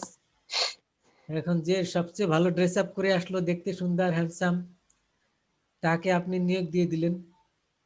এটা তো আপনি ঠিক করলেন না, কারণ ওর মধ্যে কি আছে, ও কি বলতে পারে, ও কি জানে, ওইটাই। ওর নলেজ আছে কিনা সেটা আপনার দেখতে হবে না? তার এটা তো মধ্যে ফিট অনেস্টি ফাট আছে মিস্টার কিনা সেটা সদরঘাট। দেখতে হবে না? হ্যাঁ, এখন হ্যাঁ, আপনি তার চেহারা দেখে you become mesmerised, you become motivated and influenced, আর আপনি নিয়োগ প্রেমে পড়ে গেলাম আর কি। এইটা এইটা আপনার বিজনেসের ক্ষেত্রেও এটা উচিত না, আবার এটা পার্সোনাল রিলেশন, সোশ্যাল রিলেশনস এর ক্ষেত্রেও এটা উচিত না। উচিত না। জি তো স্যার। সেক্ষেত্রে দেয়ার আর সাম ক্রাইটেরিয়া দ্যাট শুড বি, মানে এটা দেখতে হ্যাঁ, হবে এই বা উদাহরণটা স্যার, এই উদাহরণটা আমি আমার কোম্পানিতে পেয়েছি। Last the day before DGM নিয়োগ দেওয়া হয়েছে ফ্যাক্টরির জন্য। ওনার চুল নেই, ছোটখাটো একদম আপনার মতো, কিন্তু আপনার মতো এত সুন্দর না আর কি। তো just he has the quality to play the role of the DGM. তা আমি এটাই চিন্তা করছি, এটা আপনার সাথে যে উদাহরণটা দিলেন এটা মিলে গেল আর কি। কিন্তু আরো হাই প্রোফাইল লোকজন ছিল, আসলো, ইন্টারভিউ দিয়েছে, দেখেছি হুম, ওনাকে নেওয়া হয়েছে শেষমেশ। মানে সেক্ষেত্রে সেক্ষেত্রে মানে কোন বিষয়টা প্রায়োরিটি দিয়েছে আপনার কাছে মনে হয়? Quality, quality. Is the main factor, তাহলে নট অ্যাপিয়ারেন্স। আমরা সেটাই বললাম যে অ্যাপিয়ারেন্স তো অনেক সময় খারাপ হতে পারে, কিন্তু তার মধ্যে তো ইনার কিছু কোয়ালিটি থাকে, যেই কোয়ালিটি গুলি আপনাকে মোটিভেট করে জি, বিজনেসের ক্ষেত্রে, সেটা বিজনেসের ওয়েলথ ম্যাক্সিমাইজ জি স্যার। করার ক্ষেত্রে কন্ট্রিবিউট করে, জি, এটাকেই গুরুত্ব আমি দেওয়া হয়। আমি একটু যোগ করি। যিনি আমাদের head of the department, chief engineer, উনি হচ্ছে, উনি খুবই ভালো এবং ইয়ে, কিন্তু ওনার অ্যাপিয়ারেন্স এর ক্ষেত্রে একটু ইয়ে আছে, কথা বলার ক্ষেত্রে মুখে দাঁত নাই অবস্থা আর কি, যেটাকে বলা হয়। জি, বাট মানে উনি যে রোলটা প্লে করে কেউ এরকম করতে পারে না, এরকম আর কি। অনেক সময় অ্যাপিয়ারেন্স যাই হোক না কেন, তার কোয়ালিটি বা সেক্ষেত্রে কাজকর্মে আর কি ওটাকে একটু কনসিডার করতে হয়। এক্স্যাক্টলি। তাহলে এর থেকে আমরা কি বুঝলাম, এই আপনি প্র্যাকটিক্যাল কিছু এক্সপিরিয়েন্স বললেন এবং আমরা থিওরিটিক্যাল জি, যে ডিসকাশন করলাম, জি এখান স্যার। থেকে কনক্লুশন এটাই যে মানে আমরা যদি ফার্মের জন্য আমরা এমপ্লয়ি নিয়োগ দিতে চাই, অথবা মানে সোশ্যাল রিলেশনস এর ক্ষেত্রে বিয়ে শাদী হোক বা যেখানে যেটাই হোক, সেক্ষেত্রে জি, এপিয়ারেন্সটা কিন্তু মূল বিষয় না। জি, এটা একটা কোয়ালিটি। ফ্যাক্টর, এটা একটা ফ্যাক্টর, কিন্তু এটা এক নাম্বার ফ্যাক্টর না বা অনলি জি, ফ্যাক্টর না। জি, কিন্তু কোনো কোনো ফ্যাক্টরি, যেমনি আপনি বললেন যে প্রোডাকশন বা মানে ইঞ্জিনিয়ার, সেক্ষেত্রে হয়তো এটা অ্যাপিয়ারেন্সটা ইম্পর্টেন্ট না, এই কারণে তার কোয়ালিটিকে প্রায়োরিটি দেওয়া হয়েছে। কিন্তু জি। যদি সেলস ডিপার্টমেন্ট হয়, মার্কেটিং ডিপার্টমেন্ট হয়, সেক্ষেত্রে হয়তো সেক্ষেত্রে অ্যাপিয়ারেন্সকে তারা একটু প্রায়োরিটি দিতে অবশ্যই পারে, গুরুত্বপূর্ণ। জি কারণ স্যার। সেক্ষেত্রে হয়তো the person need to deal with the other company, other individual, সেক্ষেত্রে এটি একটি বিষয়। তো এ কারণে আমরা এই সবগুলি বিষয় তার রিয়েলিটির উপরে ডিপেন্ড করবে, এবং তার উপরে বেস করে যখন ডিসিশন নেওয়া হয় সেটি হবে পারফেক্ট ডিসিশন। তো আমরা যেটি বললাম যে এজেন্সি প্রবলেম তখন অ্যারাইজ করবে, এই প্রবলেম অ্যারাইজ করলে এটাকে মিনিমাইজ করা যায়। এটা মিনিমাইজ করা রয়ে কি পজিটিভ অ্যাপ্রোচ রয়েছে, নেগেটিভ অ্যাপ্রোচ রয়েছে। সেক্ষেত্রে বইয়ের ভাষায় এবারে আসি, পেজ নাম্বার 17 দেখেন অ্যাপ্রোচগুলি। 1 নাম্বার ম্যানেজারিয়াল কম্পেনসেশন, ব্র্যাকেটে আছে incentive. Number 2 share holder intervention. Number 3 threat of take over. তিনটে অ্যাপ্রোচের কথা বলা আছে এখানে, হাউ টু মিনিমাইজ আর how to solve the agency problem. Managerial কম্পেনসেশনে এখানে কি করব, এখানে হয়তো আমরা তাদেরকে ইনসেন্টিভ দিব, যে তাদেরকে তাদের ইনসেনটিভ দিব, ইনসেনটিভ হতে পারে পারফরমেন্স এর উপরে বেস করে, হতে পারে তাদেরকে কিছু শেয়ার দেয়া হলো, বিভিন্ন ভাবে তাদের কিছু ফাইন্যান্সিয়াল বেনিফিট প্রোভাইড করা, যাতে করে those people become motivated and contribute to the farm. তারা তাতে যাতে করে বেশি করে ফার্মের জন্য আত্মনিয়োগ করে, বেশি করে কাজ করে, ফার্মারকে ওয়েলথ ম্যাক্সিমাইজ করার জন্য চেষ্টা করে। এটা হলো ম্যানেজারিয়াল কম্পেনসেশন, মানে ফাইন্যান্সিয়াল বেনিফিট প্রোভাইড করা, ইনসেনটিভ প্রোভাইড করা। Secondly, share holder intervention. Share holder ইন্টারভেনশনটা কি? যে এখানে শেয়ার হোল্ডার বলতে বোর্ড, এই বোর্ড কি করবে? ম্যানেজারদেরকে সরাসরি ইনফ্লুয়েন্স করবে যে এইটা করতে হবে, এইটা করবেন, এইটা করবেন না, ইন্টারভেন করবে, তাদের ডিসিশন মেকিং এ সরাসরি গিয়ে ইন্টারফেয়ার করবে, যেভাবে করা যাবে এভাবে করা যাবে না, এটা ম্যানেজারদের ভালো লাগুক অথবা না লাগুক। You got the point? এটি একটি জি, স্যার। অ্যাপ্রোচ, এটি একটি অ্যাপ্রোচ। এন্ড থার্ড অ্যাপ্রোচ হলো threat of take over. Threat of take over, যে আপনারা মানে ম্যানেজারদেরকে বোঝানো হবে আপনারা কথা শুনেন, আমরা যা বলছি, কথা যদি না শুনেন কোম্পানির পারফরমেন্স খারাপ হয়ে যাবে, তখন অন্য কোনো বড় কোম্পানি আমাদেরকে কিনে নিয়ে যাবে, টেক ওভার করবে। আর যদি অন্য কোনো কোম্পানি আমাদেরকে টেক ওভার করে, তখন আমাদের এখন যে সেট আপ রয়েছে, এখন যে ম্যানেজমেন্ট রয়েছে, এটা কিন্তু পুরোটাই চেঞ্জ হয়ে যাবে। আর নতুন Loss হয়ে যাবে, ম্যানেজমেন্ট, বন্ধ হয়ে যাবে। এই যে এখন যারা এমপ্লয়ি আছে এদেরকে কিন্তু সবাইকে রাখবে না, সিইও নতুন আসবে, ম্যানেজাররা নতুন আসবে, তখন কিন্তু আপনারা আর কেউ থাকতে পারবেন না। তার মানে you will lose your job, আপনারা অনেকেই চাকরি হারাবেন, কারণ নতুন ম্যানেজমেন্ট কি ডিসিশন নেবে সেটা আমরা এখন জানি না। এই কারণে জি, স্যার। ভালো মতো কাজ করেন, যাতে অন্য কোনো বড় ফার্ম আমাদেরকে টেক ওভার করার সুযোগ টেক না ওভার পায়। না। You got the point? জি স্যার। তিনটা অ্যাপ্রোচের মাধ্যমে আমরা কি করতে পারি? উই ক্যান মিনিমাইজ আর ওভারকাম দ্য এজেন্সি প্রবলেম। কিন্তু ফার্স্ট অ্যাপ্রোচ, প্রথম যেটি বললাম, this is the positive approach, আর সেকেন্ড যে দুটি, এটি হলো নেগেটিভ অ্যাপ্রোচ। থার্ড অন হলো ভয় দেখানো, হোস্টাইল। Hostile take over. জি, তো এই দিস ইজ দ্য অ্যাপ্রোচ। কিন্তু প্রথমে কিন্তু পজিটিভ চিন্তা করা হয়েছে, এগুলি যখন কাজ করবে না তখন তো আমাদের নেগেটিভ চিন্তা করতে হবে, কারণ কেউ তো আর প্রথমেই এমপ্লয়ীদেরকে ফায়ার করতে চায় না, তাকে শোকজ করে, তাকে কথা শোনাতে চায়। যখন কোনোভাবেই কাজ হচ্ছে না, তখনই তো কাজ ফায়ারিং হচ্ছে না। ডিসিশনে যায়। Yes. তো দিস ইজ দ্য ওয়ে, আমরা যেটি বললাম, বুঝছেন সবাই? জি স্যার। জি স্যার। এবারে কোশ্চেন থাকলে বলেন, না না বুঝলেও বলতে পারেন।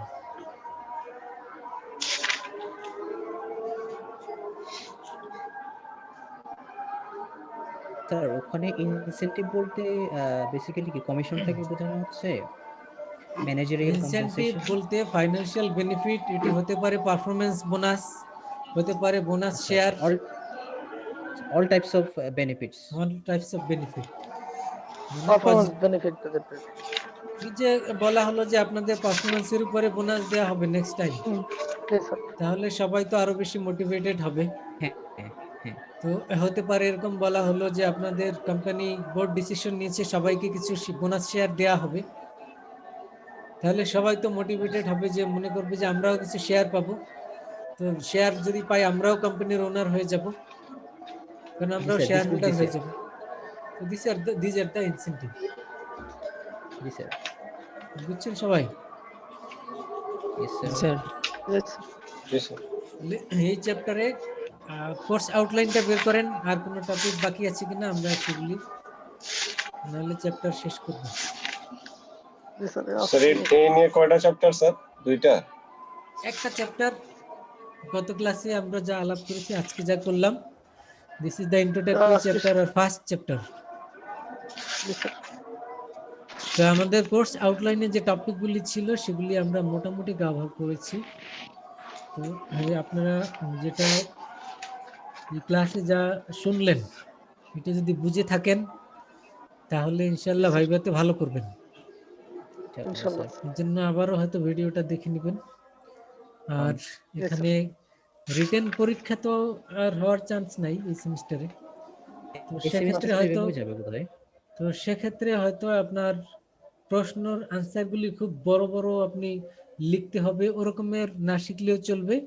এর কনসেপ্টটা জানবেন, যাতে জিজ্ঞেস করলে আপনি বলতে পারেন। কনসেপ্টটা ক্লিয়ার থাকলে স্যার বলা যাবে। যাতে জিজ্ঞেস করলে আপনি বলতে পারেন, যে আমি হয়তো জিজ্ঞেস করলাম what do mean by hostile take over threat, hostile take over যে একটি পলিসি আছে এটি কি, তো বা আপনাকে বললাম যে শেয়ার হোল্ডার ইন্টারভেনশন এটি কি, তখন আপনি ওইটি এক্সপ্লেইন করবেন যে এর মাধ্যমে এজেন্সি প্রবলেমকে মিটিগেট করা যায়, রিমুভ করা যায়, সেটা আপনি এক্সপ্লেইন করবেন।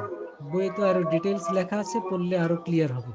স্যার বইয়ের ভিতরে স্যার কিছু পয়েন্ট দেখাই দিয়েন, মানে কোনগুলো আর কি পড়তে হবে। ওই যে দেখিয়ে দিলাম তো 3টে পয়েন্ট। এখন এই যাদের বই আছে তারা বইয়ের চ্যাপ্টারের শেষের দিকে আসেন, ফার্স্ট চ্যাপ্টারের শেষের দিকে। Page number 25।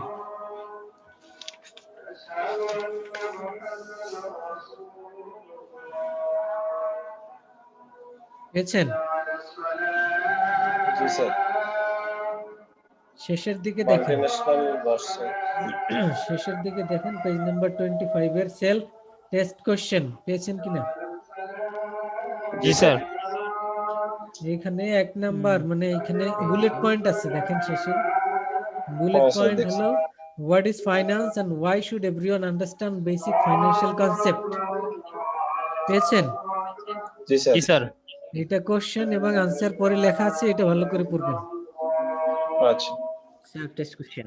তারপরে 2 নাম্বার যেমনি what are the different forms of business organization and what are the advantages and disadvantages of each, এটা আমরা এটা ক্লাসে আলাপ করেছি, এটাও পড়বেন, আনসার সাথেই শর্টলি দেয়া আছে।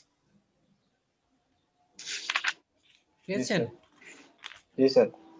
তারপরে পরের কোশ্চেন দেখেন, what goals should Goals. Firms pursue, do firm Do always farms pursue always- appropriate goal. Goal তো আজকে আমরা যেটা বললাম এখানে আছে, এখানে আনসার দেয়া আছে শর্টলি, এটি পড়বেন। ওকে, জি স্যার। জি স্যার। তারপরে 2টা কোশ্চেন আছে, এই 2টা আমরা আলাপ করিনি, এই 3টা ভালো করে পড়বেন। এথিক্সটা এথিক্সটা আমরা এখন একটু আলাপ করব, এটা এখনো আলাপ করা হয়নি। স্যার এই পর্যন্ত তো এই 3টা নিয়ে আমরা পড়া হয়েছিল, তাই তো? এ পর্যন্ত আমাদের আলাপ হয়েছে, শেষ সিলেবাস। স্যার আজকে কি এই পর্যন্ত রাখবেন? লাস্টের 2টা আমরা এখনো Yes. পড়িনি। আমাদের সময় আছে না এখনো? কয়টা বাজে? 4টা বাজে স্যার, আরো 1 ঘন্টা আছে। 4:05। আমাদের শিডিউল কয়টা পর্যন্ত? 5টা। 4:30 না? 4:30 আমাদের পরবর্তী ক্লাস। হ্যাঁ 4:30 এরপরে ক্লাস আছে না আবার? পরে ও, ক্লাস 4:30। পরে ক্লাস কয়টায় শিডিউলে? 45 বোধহয়। 45। আচ্ছা, স্যার তাহলে আপনি তো স্যার আমরা ওই what is the rule of ethics in successful business এটা একটু। হ্যাঁ আমরা ওইটা তাহলে সময় আছে, আমরা ওইটা শেষ করতে পারবো। তো এরপরে বিষয়টা হলো, সেটি হলো এথিক্স। এথিক্স বিষয়টা তো আমরা সবাই জানি, it is the code of conduct. এথিক্সটা হলো কোড অফ কন্ডাক্ট। তার মানে আমরা কিভাবে কোনো অ্যাকশন করব, তার যে ডুস এন্ড ডোন্টস, কি করা যাবে কি রীতিনীতি। করা যাবে না, যাবে না। সেটাই হলো এথিক্স। Ethics. এটি বিজনেসের ক্ষেত্রে যখন থাকে সেটাই হলো বিজনেস এথিক্স। এখন এটি কেন দরকার?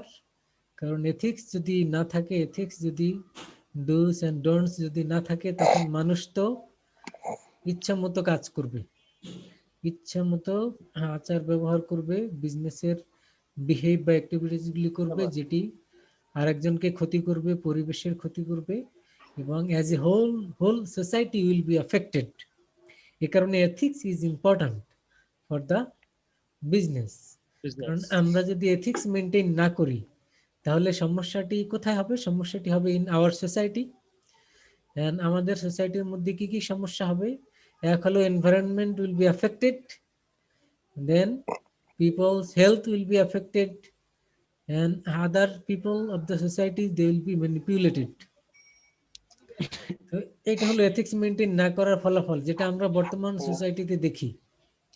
আমরা বর্তমান সোসাইটিতে কি দেখি? যে কোম্পানিগুলি নির্বিচারে পরিবেশের ক্ষতি করে যাচ্ছে। এয়ার পলিউশন, ওয়াটার পলিউশন, এগুলি তো প্রতিনিয়ত হচ্ছে। কারণ জি স্যার। বড় বড় ইন্ডাস্ট্রিগুলির এথিক্যাল তাদের ব্যাপারটা এখন স্যার অপশনাল বড় হয়ে বড় গেছে আর কি। ইন্ডাস্ট্রি গুলোতে স্যার মানে পলিউশন গুলো সবচেয়ে বেশি স্যার। পলিউশনগুলি সবচেয়ে বেশি, এবং এই পলিউশনগুলি রিসাইক্লিং এর যে ব্যবস্থা থাকা উচিত সেটি হয়তো সবার নাই।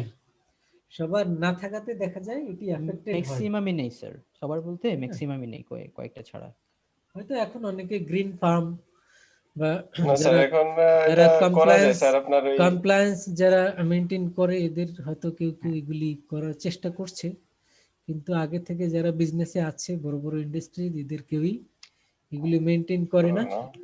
যদিও এদের এনভায়রনমেন্ট সার্টিফিকেট নিতে হয়, এগুলিও সামহাউ তারা ম্যানেজ করে, সব সার্টিফিকেটই তাদের আছে। এখন এগুলি কিভাবে পায় সেগুলি তো আমরা জানি, because our society corruption is there. সবকিছুই এখানে পসিবল। এখানে ওই যে আমরা কিছুদিন আগে দেখলাম না যে করোনা ভাইরাস টেস্ট না করেও সার্টিফিকেট দিয়ে দিচ্ছে, এগুলিও পসিবল। জি স্যার, এখানে এসব তেমনি তামাশা তো ভাবে আমার দোকানে পাওয়া যায় স্যার। হ্যাঁ, তেমনি ভাবে এখানে বিজনেসের পরিবেশের আপনি ক্ষতি করবেন, তারপরও আপনি নো অবজেকশন সার্টিফিকেট সেটিও পেয়ে যাবেন আপনি। তারপরে আপনার খাবারে ভেজাল থাকবে, তারপরও বিএসটিআই এর সার্টিফিকেট পেয়ে যাবেন। সবকিছুই এখানে পসিবল। স্যার তো করোনা সব- ভাইরাস তো এখন তো করোনা ভাইরাসের স্যার সার্টিফিকেট পাওয়া যায় গভর্নমেন্ট ব্যাংক গুলাতে। করোনা ভাইরাসের মানে কারো যদি করোনা কোভিড-19 হয় সেক্ষেত্রে সে 22 দিনের ছুটি পাবে, প্লাস হচ্ছে আপনার 50,000 টাকা পাবে। যার কারণে ম্যাক্সিমাম স্যার এখন দেখা যাচ্ছে যে সবারই করোনা ভাইরাস হচ্ছে, সার্টিফিকেট সবাই পাচ্ছে। তাহলে তো স্যার সবার টাকা দিয়ে শেষ হয়ে যাবে সবাই। তাহলে তো করোনা ভাইরাস এফেক্টের রেট আরো বেড়ে যাবে আগামী 2-1 মাসে। ভাই কোন ব্যাংকে দিচ্ছেন? জি স্যার। আমাকে ঠিকানা দিন। সোনালী ব্যাংক, আমার আব্বু হচ্ছে সোনালী ব্যাংকে জব করে, সোনালী ব্যাংকেও দিচ্ছে। ইভেন মারা গেলে হচ্ছে 5 লক্ষ টাকা দেবে, সরি 50 লক্ষ টাকা দিবে। এত বেনিফিট ভাই। তাইলে তো এখন অনেকে মরতেও রাজি যাদের স্যার আব্বু বলতেছে যে ব্যাংকে গেলে এখন দেখা যায় সবার করোনা ভাইরাস 2 দিন পর পর ছুটি নেয়, বলে যে আইসা আমার সিমটম নাই কিন্তু আমার ভাইরাস আছে, এই যে সার্টিফিকেট শো করে স্যার করোনা ভাইরাস হলে তো দেখা যায় সবাই এখন ওই যে টাকার জন্য আর কি বেনিফিট খুঁজছে, যে টাকা আছে এখানে তো বললে আরো এইখানে- খুশি স্যার। ব্যবসা চলছে এখন। এইখানেই হলো এথিক্স দরকার। আমরা যে এথিক্স এর বিষয়টা নিয়ে আসলাম, এখানেই এথিক্স দরকার যে আমরা এরকমের সার্টিফিকেট নিয়ে, করোনা ভাইরাসের সার্টিফিকেট নিয়ে আমরা বেনিফিট নিব কিনা, এভাবে আমরা টাকা পয়সা দিয়ে তারপরে নো অবজেকশন সার্টিফিকেট নিয়ে নির্বিচারে পরিবেশের ক্ষতি করব কিনা। এখন তো আমরা বুড়িগঙ্গার পানিকে নষ্ট করে দিয়েছি, আমরা পরিবেশের ক্ষতি করেছি। এখন এয়ার পলিউশন, ওয়াটার পলিউশন, এগুলি সবই পলিউটেড। আমরা যা খাচ্ছি সেগুলি সব পলিউটেড, এগুলি সবই অ্যাডাল্টারেটেড, মানে ভেজাল খাদ্য। যেহেতু ভেজালের মধ্যে স্যার আমরা আছি। অ্যাকচুয়ালি স্যার ইন্ডাস্ট্রি যেগুলো আছে ওগুলা থেকে যে স্যার যেগুলো আর কি মানে ইয়াগুলা বের হয় আর কি, ওগুলো যদি ওয়াশ করে আর কি মানে নদীতে আর কি সমুদ্রগুলাতে যদি ছাড়া হয়, মানে যেসব জায়গা আছে জলাশয়, তাহলে কিন্তু আর স্যার পলিউশনটা হয় না। সেইটাই তো কথা, কিন্তু করবেটা কি? যে সেটাই স্যার। অথরিটি সে তো টাকা খেয়ে সে হয়তো সার্টিফিকেট দিয়ে দিচ্ছে যে আর কোনো স্যার pollution ওয়াশ করে না। করতে যে মানে যেটা আর কি ওয়াশ করবে, ওই ওয়াশের তো স্যার কেমিক্যাল গুলার তো হাই রেট, আর এগুলোর জন্য Exactly. তো কেউ পদক্ষেপ নেয় না। এই কারণে এই কেমিক্যাল ইম্প্যাক্ট তো খুবই ভয়াবহ। ইভেন আপনারা জানেন কেমিক্যাল ইন্ডাস্ট্রিতে যারা জব করে এদের তো রেসপিরেটরি সিস্টেম, মানে মানুষের শ্বাস প্রশ্বাসের এই রোগগুলি বেশি হয়। তো এখন এটা তো রিসেন্ট টাইমেও আমাদের পেপারে রিপোর্ট এসেছে যে এয়ার পলিউশনের রেট অনেক বেশি এখন বর্তমানে বাংলাদেশে। Bangladesh, Dhaka city is one of the highly polluted city in the world. এটি ওয়ান অফ দ্য মানে হাইলি পলিউটেড যেগুলি আছে ওয়ার্ল্ডে, তার মধ্যে বাংলাদেশের ঢাকা সিটি অন্যতম। তো এখানে আমরা যারা বসবাস করি আমরা রিস্কের মধ্যে আছি, এই রিস্ক বিভিন্ন দিক থেকে। এই জন্য আপনারা দেখবেন যে এখন কিন্তু আমাদের বিভিন্ন অসুস্থতার রেট বেড়ে গেছে। আগে ক্যান্সার বাংলাদেশে যেই রেটে হতো এখন এর সংখ্যাটা অনেক বেশি বেড়ে গেছে। এখন ক্যান্সার অ্যাভেলেবেল হয়ে গেছে, সবারই ক্যান্সার হচ্ছে, সবারই কমপ্লেক্স ডিজিজ হচ্ছে, যেগুলি ট্রিটমেন্ট স্যার যাদের টাকা স্যার তার ট্রিটমেন্ট হইতেছে বাইরের কান্ট্রিতে যায় পাচ্ছে হয়তো কেউ কেউ, কিন্তু সেটি তো আর হয়তো সুস্থতা দিচ্ছে না, সে হয়তো কন্ট্রোল করে করে এভাবেই থাকছে। কন্ট্রোল করে এখন হয়ে থাকে। এখন সবার ডায়াবেটিস হচ্ছে, সবাই হাইপার টেনশন, ব্লাড প্রেশার এগুলি বেড়ে যাচ্ছে, এগুলি সবই ভেজাল খাবারের কারণে। তো এইগুলি প্রতিনিয়ত কিন্তু বেড়ে যাচ্ছে। তো এখন আমরা অ্যাজ এ বিজনেসম্যান হিসেবে কিন্তু কেউ এই কোশ্চেনটা করছি না যে ব্যাপক জনগোষ্ঠীকে যে আমরা যে এই ক্ষতিটা করছি এটা কতটা আমাদের জন্য করা উচিত, মানে আমরা করতে পারি কিনা এই কোশ্চেনটা, কিন্তু সেই কোশ্চেনটাই হলো এথিক্সের কোশ্চেন। তো এখন কেউ যদি এখানে চিন্তা করে যে আমি ব্যাপক জনগোষ্ঠীকে ক্ষতি করতে পারি না, I have no rights to hamper others, to manipulate others, to pollute the environment, তখনই তো আমরা চিন্তা করবো যে হ্যাঁ এটাকে কিভাবে কন্ট্রোল করা যায়, কিভাবে রিসাইক্লিং করা যায়। কিন্তু আমাদের অনলি অবজেক্টিভ যদি থাকে অনলি টু আর্ন মানি, শুধু টাকা ইনকাম, শুধু টাকা ইনকাম, যেটা গত ক্লাসে আমরা হয়তো বলেছিলাম যে due to capitalistic economic system, যে সবাই তো এখন শুধু টাকার পেছনেই ছুটছে, সব কিছুর পেছনে টাকা, আর এই টাকাই হলো মানুষের সব এখন সকল অ্যাকশনের, সকল ডিসিশনের কেন্দ্রবিন্দু, যার কারণে মানুষ এখন আর এথিক্সের কথা চিন্তা করে না। তো আমরা যখন এথিক্যাল হব, আমরা যখন এথিক্সের কথা চিন্তা করব, তখন কিন্তু আমাদের এই বিষয়গুলি অনেকটাই সলিউশন হবে। যে আমরা চিন্তা করব যে মানুষকে ক্ষতি করতে পারি না, কেন ক্ষতি করব না, এটাই হলো এথিক্সের বিষয়। যে আমি যদি আরেকজনকে ক্ষতি করি, এই ক্ষতির দায়ভার তো আমার। এটা দুই দিক থেকে, যে সোসাইটিতে আমি ক্ষতি করলে দায়ভার আমার, আমার নিজের খারাপ লাগার কথা, আবার মৃত্যুর পরে তো আমার আল্লাহ সুবহানাহু ওয়া তাআলার কাছে জবাবদিহি করতে হবে কেন আমি আরেকজনকে ক্ষতি করলাম। তো এই দিক থেকে যদি চিন্তা করা হয় তাহলে হয়তো এগুলি মিনিমাইজ সম্ভব। এই কারণে বিজনেসের স্যার এই বিষয়টা আসলে এমনই একটা বিষয়, এটা সবাই বুঝে, যারা এগুলা করছে তারাও বুঝে, কিন্তু ওই যে একটাই পারপাস, আমাকে টিকে থাকতে হবে, বিজনেস করতে হবে, রোজগার করতে হবে, কারণ এই পথে স্যার রোজগার বেশি হচ্ছে, সেই কারণে ওটা মাথায় রেখে তারা বুঝেও বুঝে না আর কি, চোখ থাকতেও চোখের মর্যাদা বুঝে না, ওইরকম অবস্থা আর কি এদের। যে আমরা সবাই এই বুঝি, পারপাসটাই স্যার আমরা সবাই বুঝি ইন্টারেস্ট হারাম, তারপরে সবাই আমরা সুদের হুম। মধ্যে আছি, আছি না? সুদের হচ্ছে খাচ্ছি, আমরা দিচ্ছি। জানি ঘুষ দেয়া স্যার। নেয়া এগুলি হারাম, তারপরে সবাই কোনো না কোনো ভাবে এর মধ্যে আছি। আমরা সবাই জানি পার্টিকুলার কোনো অ্যাকশন, মহিলারা সবাই জানে হিজাব না পরলে আল্লাহ শাস্তি দিবেন, তারপরে জি। সবাই বাহিরে হিজাব ছাড়াই ঘোরাফেরা করছে। আমরা সবাই জানি ফ্রি মিক্সিং হারাম, নারী পুরুষ অবাধ মেলামেশা হারাম, তারপরে সোসাইটিতে অহরহ এগুলি হচ্ছে। এখন প্রশ্ন হলো আমরা জানি না এরকমের সংখ্যা কম, আমরা কিন্তু জেনে শুনেই কম। করছি। সবাই জানে। স্যার তো বিজনেসের ক্ষেত্রে, ইন্ডাস্ট্রির ক্ষেত্রে সবাই জানে যে এগুলি করা যাবে, করা উচিত না, পরিবেশের ক্ষতি করা উচিত না। যারা পরিবেশের ক্ষতি করে আপনি ওদেরকে কোনো সেমিনারে ডাকেন না, পরিবেশের ক্ষতির উপরে আলোচনায়, দেখেন কেমন সুন্দর বক্তব্য দেয়। তার প্রমাণ তো আমরা পেয়েছি স্যার already। যারাই কন্ট্রোল করে থাকে তারাই বেস্ট স্যার, আমি আমরা মনে তো করি রিজেন্ট গ্রুপ দিয়ে অলরেডি প্রমাণ পেলাম, আরো কত উদাহরণ পাচ্ছি এইটাই available। বললাম আর কি। তো আলটিমেটলি দেখা যাবে আমরা সবই জানি, তো সবই জানি তারপর আমরা করি, তার মানে উই ডোন্ট হ্যাভ কনফিডেন্স। আমরা হয়তো কনফিডেন্স, মানুষের ক্ষতি করা, জবাবদিহিতার জায়গাটা আমাদের ল্যাকিং আছে। যে আল্লাহ সুবহানাহু ওয়া তাআলার কাছে জবাবদিহিতা চিন্তা করলে তখন মানুষ রাতের অন্ধকারে ওই কাজগুলি করবে না। আর যদি মনে করে যে আমরা তো গভর্নমেন্ট বা অথরিটি না দেখলেই তো হয়, তাহলে তো আর সমস্যা নেই। এই কারণেই মানুষ এই ক্ষতিগুলি করে যাচ্ছে। কিন্তু জবাবদিহিতার জায়গাটা আল্লাহ সুবহানাহু ওয়া তাআলার কাছে যদি আমরা করতে পারি, তখন কিন্তু আমরা এই মানে ক্ষতির হাত থেকে সোসাইটিকে রক্ষা করতে পারবো। তো দিস ইজ দ্য এথিক্স। এই কারণে বিজনেসের ক্ষেত্রে এথিক্স খুবই ইম্পর্ট্যান্ট, এবং এই এথিক্যাল স্ট্যান্ডার্ড মেনটেন করা উচিত আমাদের। এবং এটি হয়তো আমরা ল দিয়ে হয়তো আমরা পুরো কন্ট্রোল করতে পারবো না, কারণ এটা আমাদের মোরালিটি, আমাদের এথিক্যাল বিহেভিয়ারের চেঞ্জ, নিজস্ব ইমপ্রুভমেন্ট এর মাধ্যমেই এটা সম্ভব। You got the এটাও তো point? স্যার এক প্রকার কনফ্লিক্ট, এথিক্স এবং ডিসঅনেস্টির মধ্যে এক প্রকার।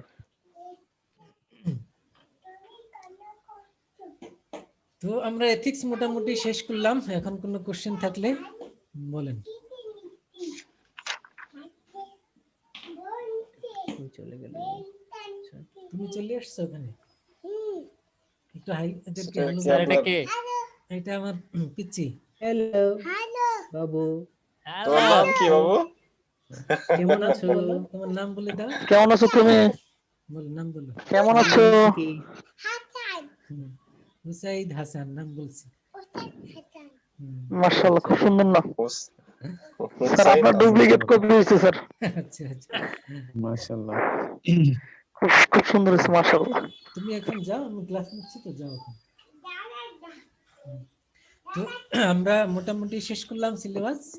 এখন কোনো জি প্রশ্ন স্যার। থাকলে বলতে পারেন, আর না হলে আমরা শেষ করব। না, স্যার একই এই বিষয়ে কোশ্চেনগুলোর উপরে রিভিউ করলে হবে তো স্যার? আর তো কোনো দিতেছি না, হ্যাঁ? যেগুলো আর কি বলছেন।